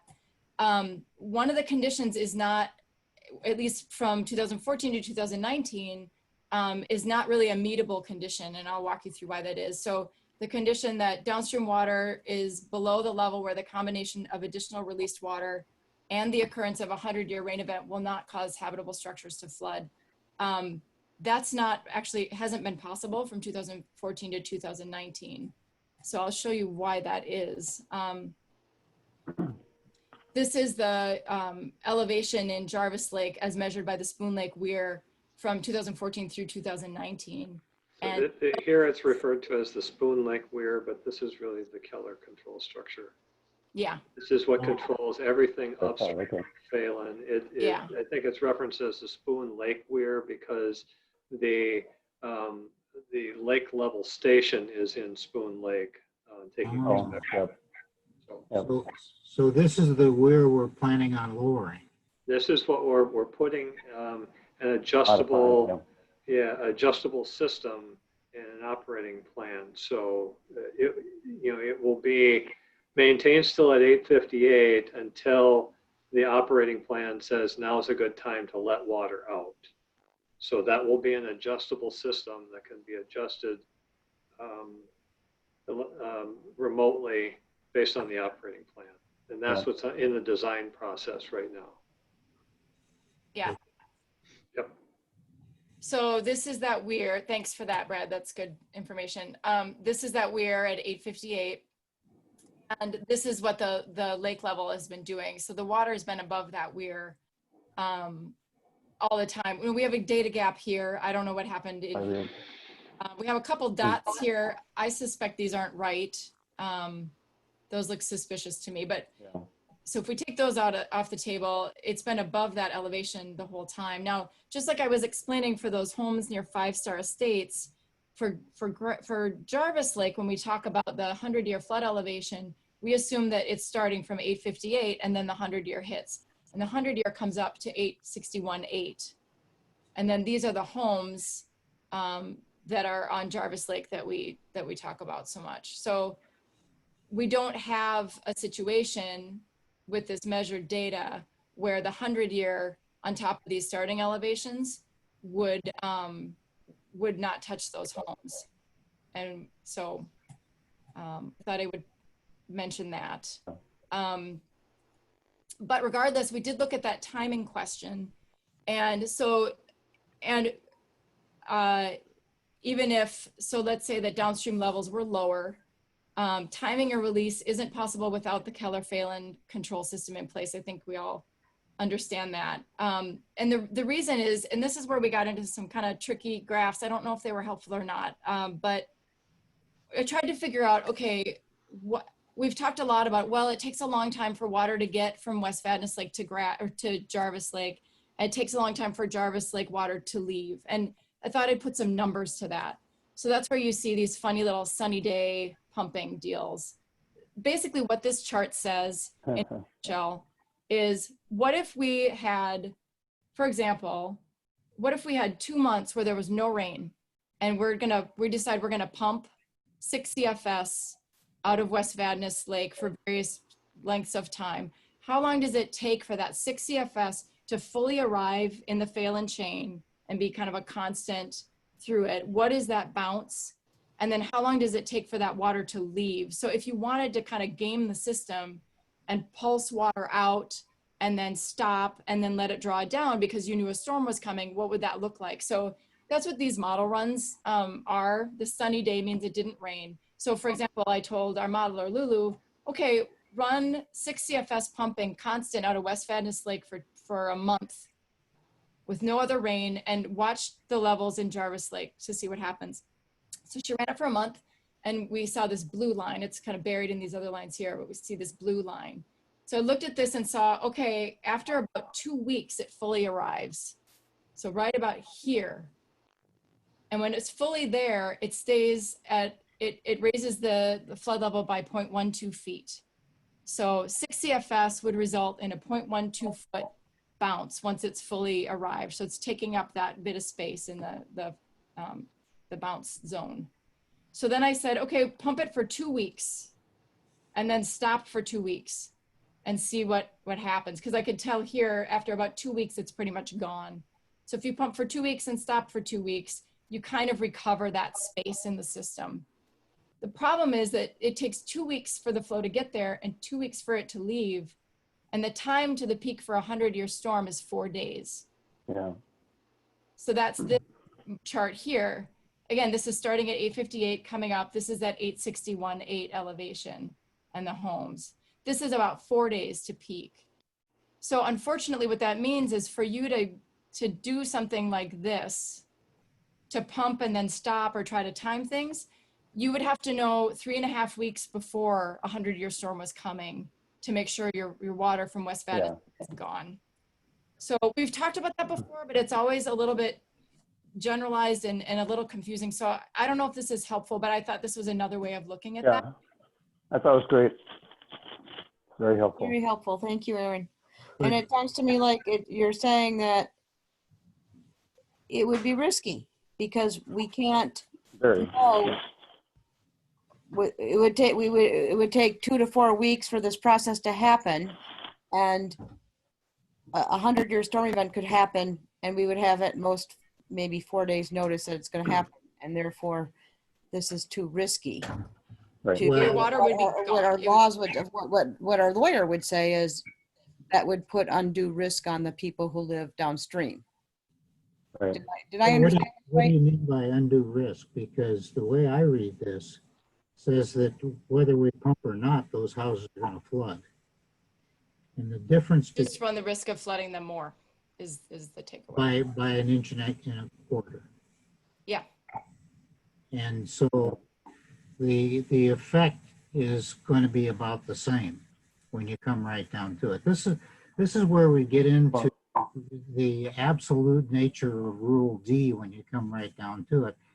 Is there a practical difference between moving water out of this area and having the 100-year flood hit and overwhelm those houses anyway? Would having the the water make a difference? So the answer is, well, the difference is though, Larry, like that chart that you showed before, that the water levels have been above normal for so long. What this would do basically is put the water level up higher, and those houses would flood with less than a 100-year event. they could by an inch and a half, but are there other scenarios? For example, you could have a rain that would take place and raise that level. The only difference is that you're taking the step of putting the water down there.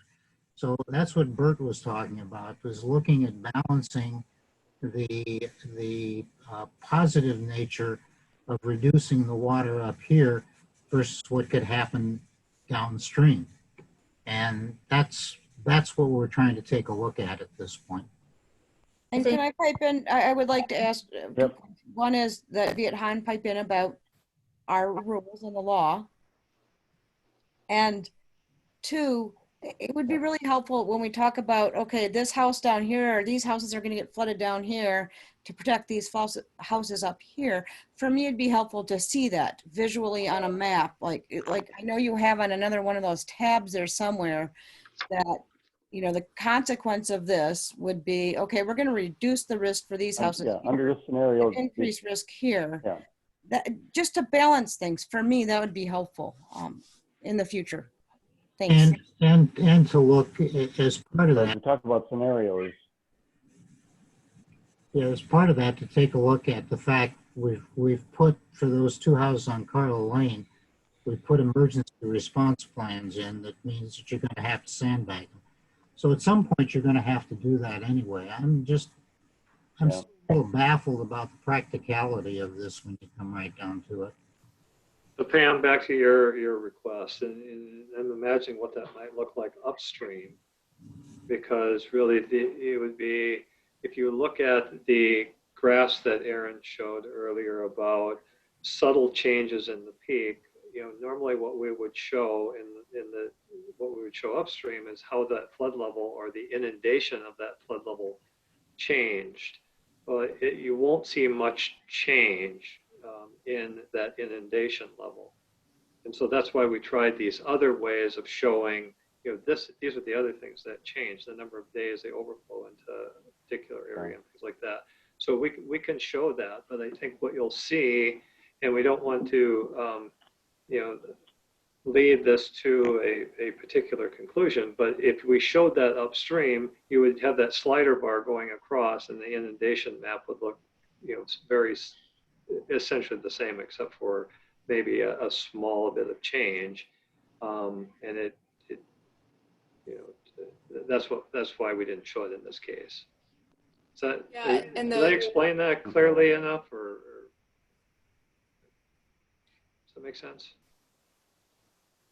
And I guess I would say I think that's right, Brad, but it also in terms of homes upstream versus homes downstream, the whether or not it's compelling to make these changes in the name of the mobile homes on the 5-star estates property depends on how you perceive the risk that they already experience, whether you feel that that's already taken care of with the emergency bypass system or not.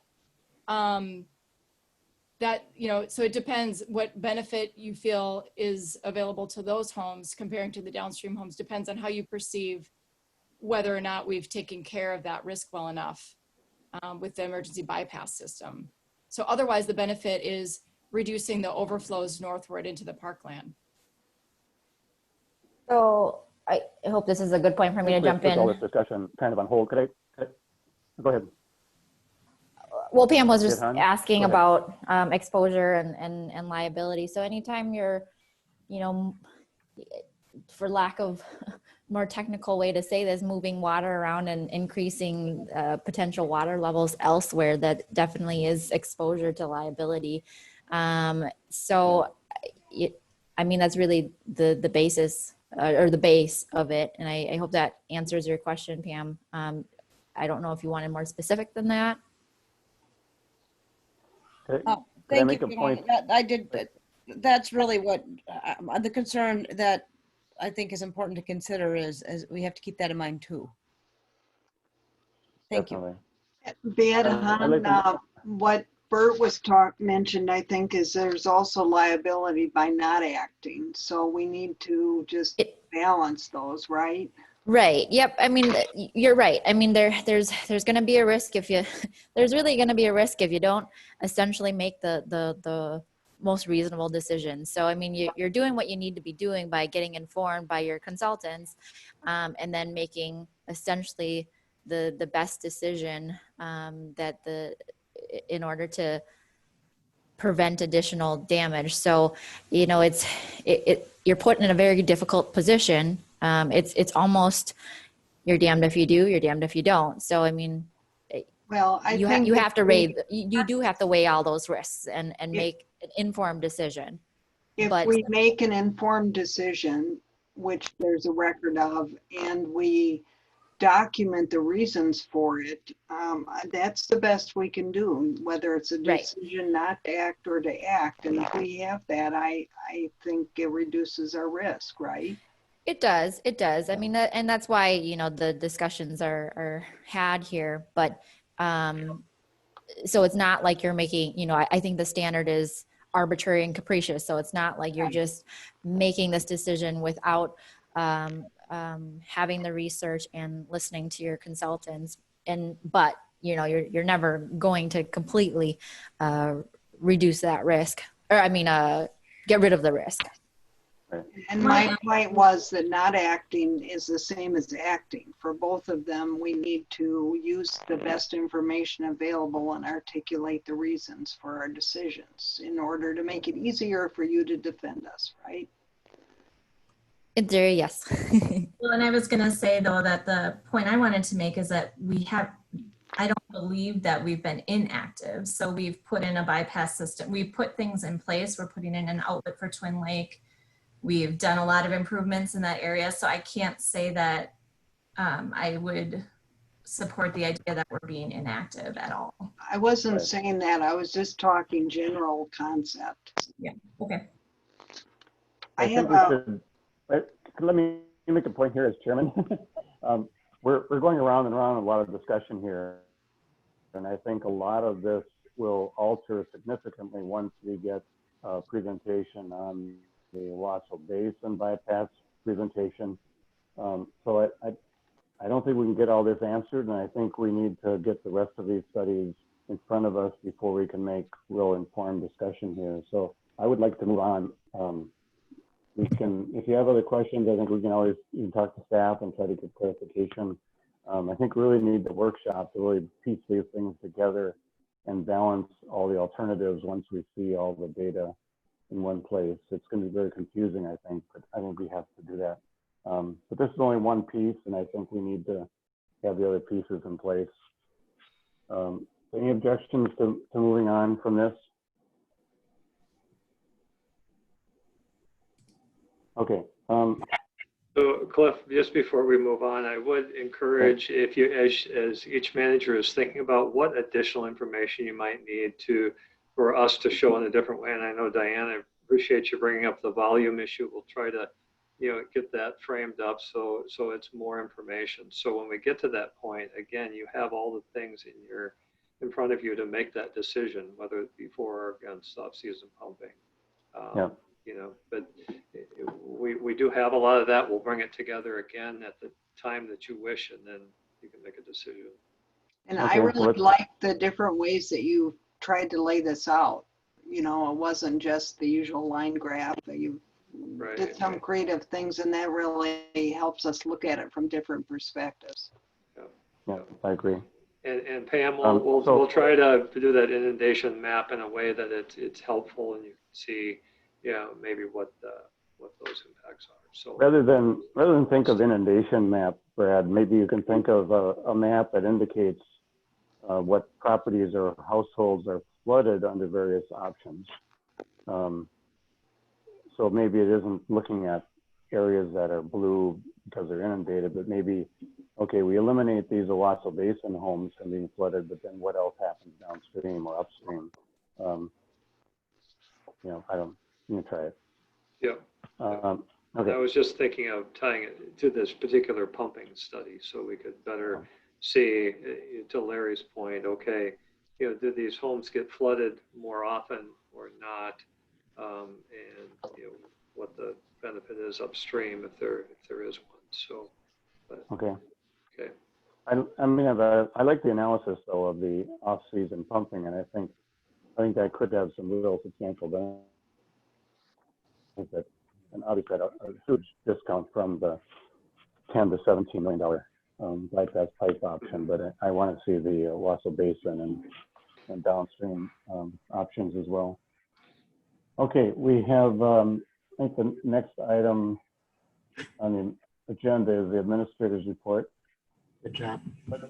Yeah, before we move on, all the managers, so let's take it as an assignment to look at this again and think of anything else that we want to pass along to staff and BAR to include in these studies when they come back.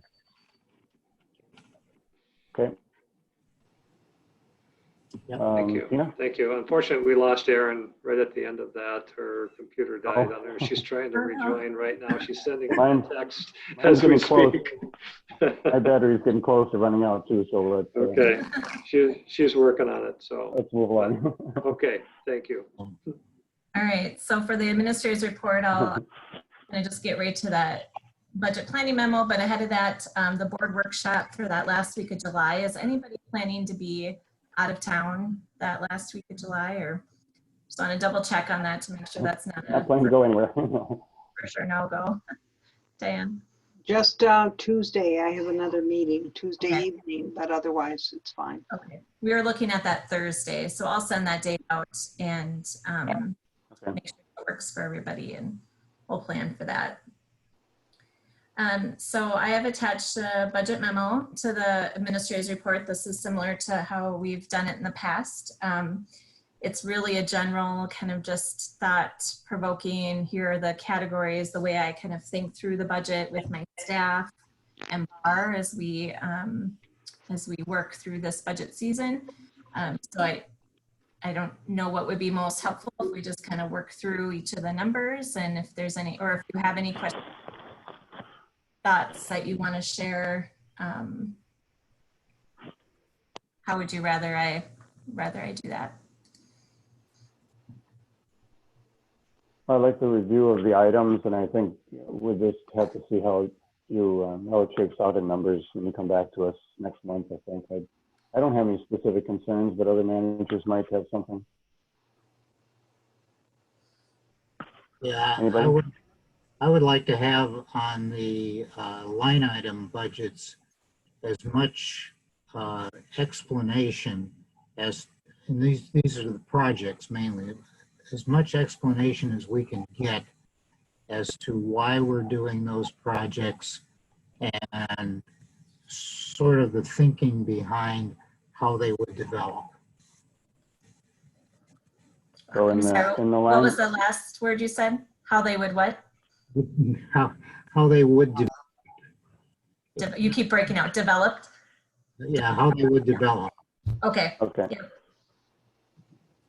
So Tina usually provides a line-by-line discussion of each budget item. So maybe on those capital improvement items, just expand it a little bit. Yep, for sure.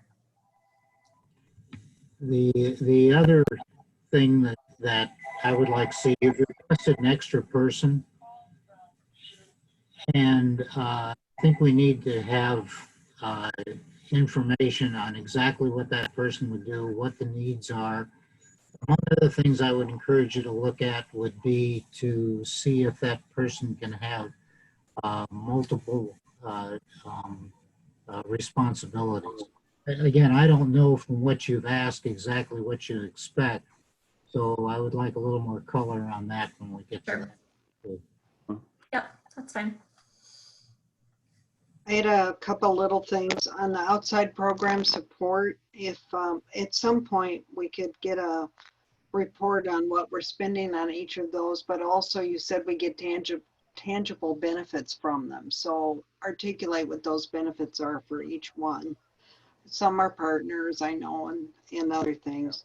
And then on the stewardship grant, we're seeing the same thing happen inside people's homes as what's showing here outside. People are at home, so they're coming up with projects. So I don't know if this is going to be something that's going to carry on as people see the good things in their neighborhood and more jump on, or if this is just during the pandemic. But I thought we should maybe consider, if Page gets more applications than we have funding for this year, instead of continuing them over, consider using some reserve money so we can get them done. Sure. We can look at increasing for next year. Something, it's not going to be that much. Right. Yeah. Done that in the past too. That's a good reminder that we've used reserve funds to do that in the past also. It's a good idea.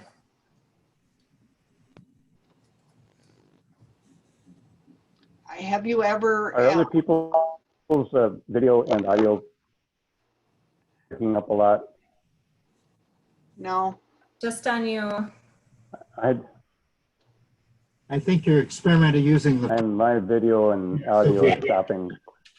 Yeah, it might be from the phone. Maybe if you turn off your video, it might improve a little bit. Or can you get to your computer and go on that? Or next time. Yeah. We need you. You're running the meeting. The other thing on the stewardship grants, you've got 2 lakes that are looking at kind of group grants, Snail and Twin Lake. Could that ever come out of the flood reduction funds or something? Because that's what really is causing those issues. Except that that would be up to you guys, but that was meant to be to reduce flood damage. This doesn't, shoreline restoration work won't reduce the flood damage. It won't reduce the frequency, I guess, of the flood damage. It's repairing, I guess, from flood damage of the past. But that's something that would be up to you to define. If you're interested in that, we can talk about that more. We'll wait and see what you recommend. Yeah. Sounds good. I had a question, Tina, on the Water Resources Conference meetings. Yeah. You had several there. Is there discussion about whether or not to cancel it? Is that the reason for the number of meetings? Yeah, I'm on a couple of different subcommittees and they all kind of met all at once because of that desire to make that decision. But they did decide to go virtual. So it'll be an all virtual event, 2-day event in October. We're still working out the details of what that looks like, but it's probably going to be live presentations, but over a Zoom or some sort of platform like this. Moderated, kind of similar, but just virtual instead of in person. Okay. Yep. Thanks. Mm-hmm. On the maintenance and repair projects, you listed a number of things at the bottom that have actually been done this year. Will they be coming up for maintenance already? Those are for vegetation maintenance, not for like large project maintenance, so that we have that separate fund for BMP maintenance. That's hire landscape contractors to do vegetation. So we will need to keep up. We offer, Paige, correct me if I'm wrong, 2 years of maintenance on the projects where we would turn them over to the landowner. Is that correct, Paige? Yes. Oh, sorry. I'm having cliff problems here. Yes, so for like Aldrich, we're doing 2 years of maintenance. Wakefield, we're actually doing that permanently, so that's on our maintenance rotation, so you'll see that in the future. But we offer for some of these larger retrofit grants just to help them get established, make sure there's no issues, basically weeding and plant replacement, mulch replacement as needed. All right, okay. That explains what that is. Thank you. Mm-hmm. So we're ready to move on to project and program status reports. Why don't we go from down the list? If you have issues with anything, why don't you mention it when I call out the project name. First one is the Oaxaca Basin Bypass Pipeline Feasibility Study. So we're talking about completing. Just do that. Next item is West Adams South I-694 Conveyance Feasibility Study. We went through that. Willow Creek Flood Damage Reduction Feasibility Study, another one. Ames Lake Flood Damage Reduction Feasibility Study. Federal Emergency Management Agency Flood Mapping Updates. This has been a long time. Long time. More time Wow. coming. You know, they're taking their time on this. This is still being paid for by DNR, correct? Yep. Yes, that's correct. Yep. Okay. Water management plan updates.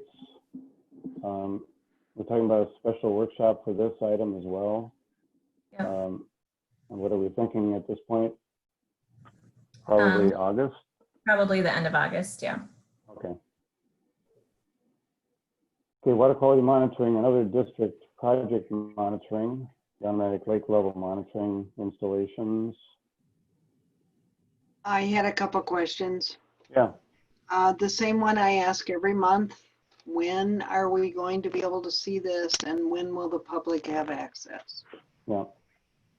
I think where it landed, we have a static map right now, and we need our person from BAR who has it in his hands to connect with Carrie from the watershed to get it onto your system. That's really I looked at a draft of it this past, well, it was on the 29th, whenever that was, and basically it was a nice illustration of the lake systems. You click on them and the time and date and lake elevation pops up. So it's very basic, but it's very straightforward and clean. So we just need to work with Carrie to get it on the district website now. So I thought we would have it by now, but we haven't been able to make that connection between those two staff members. Get that Yeah, done. it's more about getting the technology to work on our website with the right viewer and be sure that people are able to use it well. Well, I'm looking forward to hearing that it's done next month then. And the other thing I would like to encourage, because I think this is really a big deal and will really be popular and helpful for people to understand, is whether you should consider some kind of news release for it. And at a minimum, I think you should have something on our front page of the website. Yeah, for sure. Yeah. Lauren's she has a whole communications plan planned for that. Great. So, yep. Okay, capital improvements, Wakefield Park, Frost Avenue, targeted retrofit projects, Target Store, stormwater retrofit projects. We approved one tonight. Coleman permeable weir test system. Holicherina soils and plantings.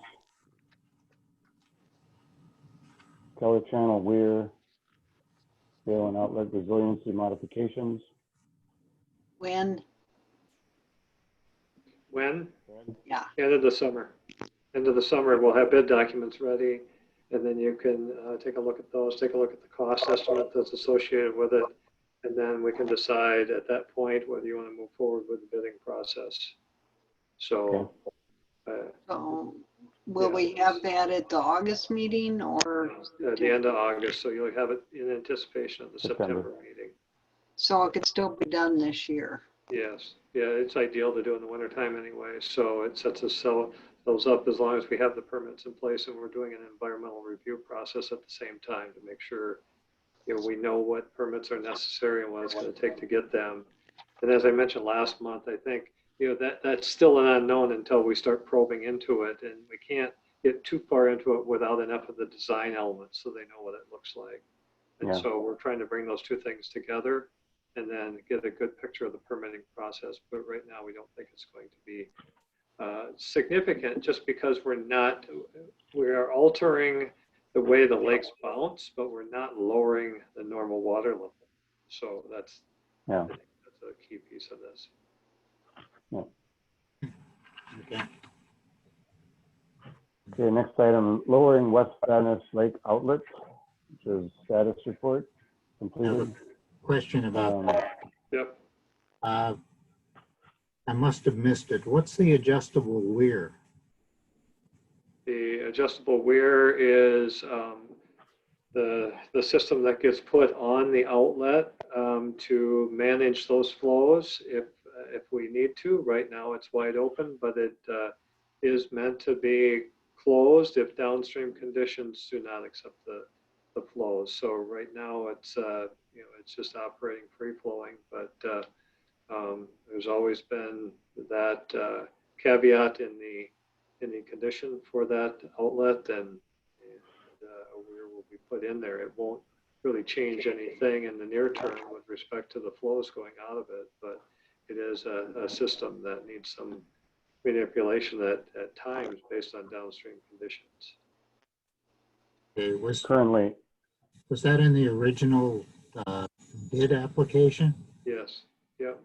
It was an item that's needed to be manufactured by an outside supplier, so they're delayed more than what the contractor anticipated. So that's why it's not in yet, but it's set up to just be put in a very short amount of time.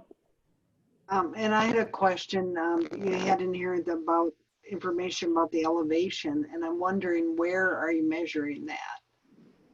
Is that back in the 15-inch pipe, or is it at the invert?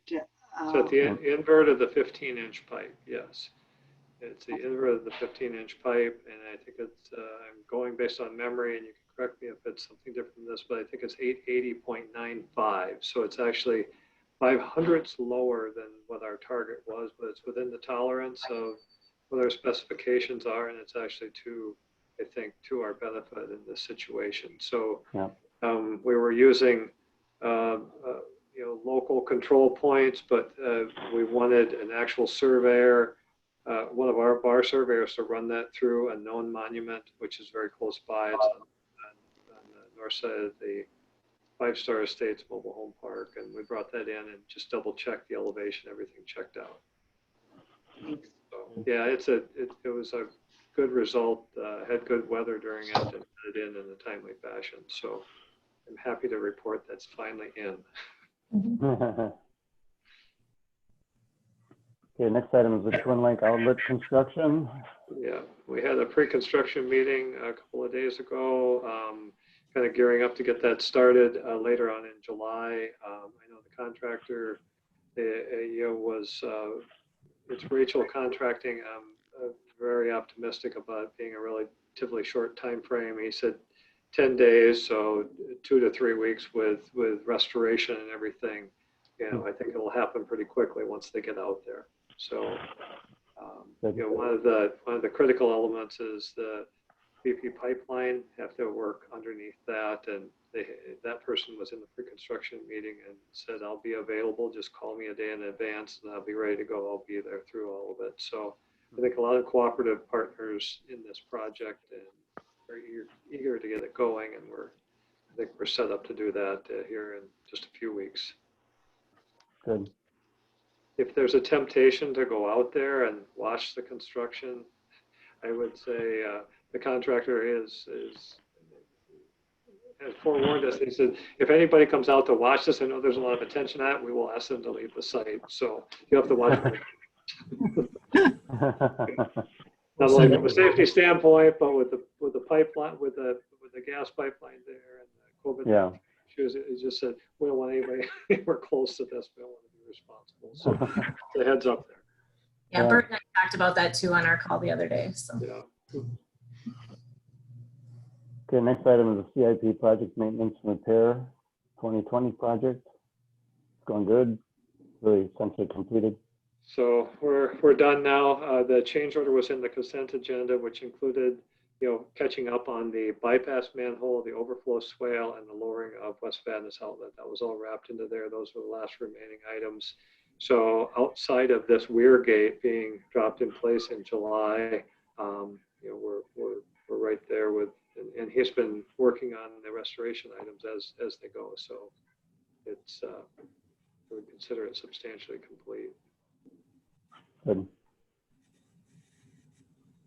Project operations 2019 Tanner's Lake Alum facility monitoring. I had one question on the very last part of that paragraph. Said water quality degradation documented in Tanner's Lake during 2019. Is that just normal district monitoring data?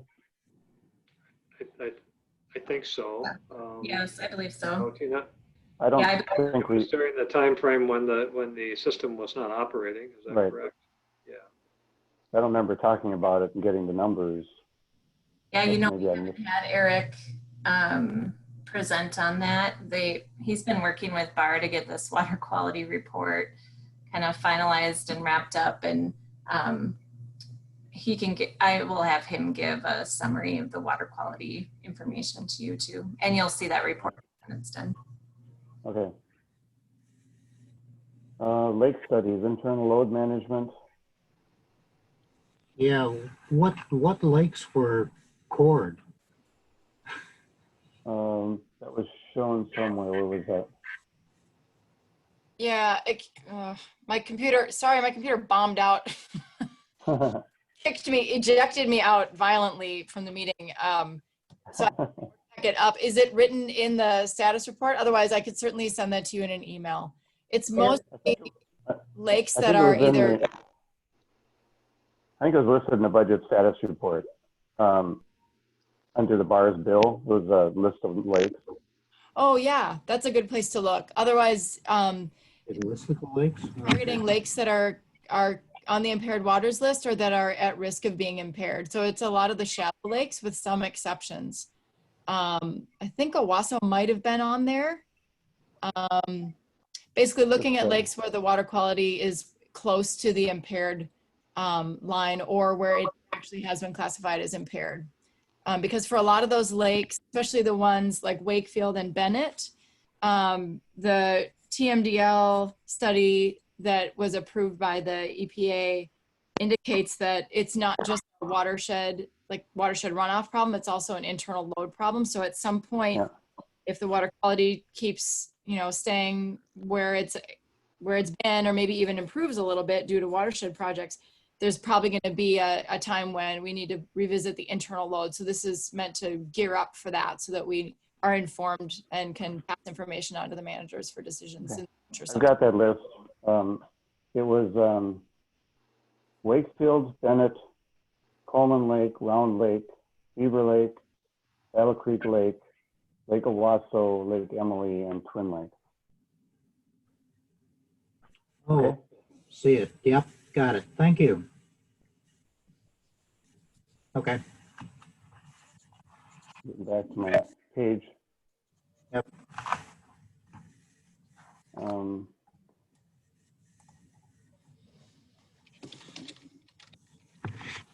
Lost my place here, just a second. As Wakefield Lake internal loading study was the next one. And then Okay. natural resources Natural update. resources.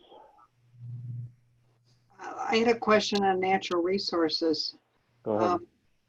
Related to this planting area and the oak woodland buffer areas and its uniqueness and special area. I was curious if there had been any kind of inventory of the old growth oak trees that were killed by the flooding. Estimates of residents is over 50, and it sounds like there's more that are at risk. And at one point, Pam had asked me if blanding turtles lived in this area, and I know it's that kind of, or it used to be that kind of a wetland that would support them, and also the rusty patch bumblebee. Has there been any study or inventories of what's gone in addition to what you're adding? I can respond to that, at least in part. We did hire an ecologist, very renowned ecologist, to do an assessment of the site before we started any restoration work. I don't know of any count of trees and what state they're in. It was more of an overview of the landscape level of the vegetation that had been prior to European settlement and what it was looking like now. We have access to general DNR maps of endangered and threatened species, but I can't tell you off the top of my head if there's landing turtles there. And there is, as of yet, no documented rusty patched, but I would not be at all surprised if they show up with the addition of the plants. Yeah. Is that overview from the ecologist something that we could see? I remember, I think there were some quotes from it in the grant application, but. Yeah, I can pass it on to Bill and see what form his final report is in. I know it's a pretty long document. I'm sure that we could make it available. Thank you. Good. Next item is the Public Information Education Program. Any comments?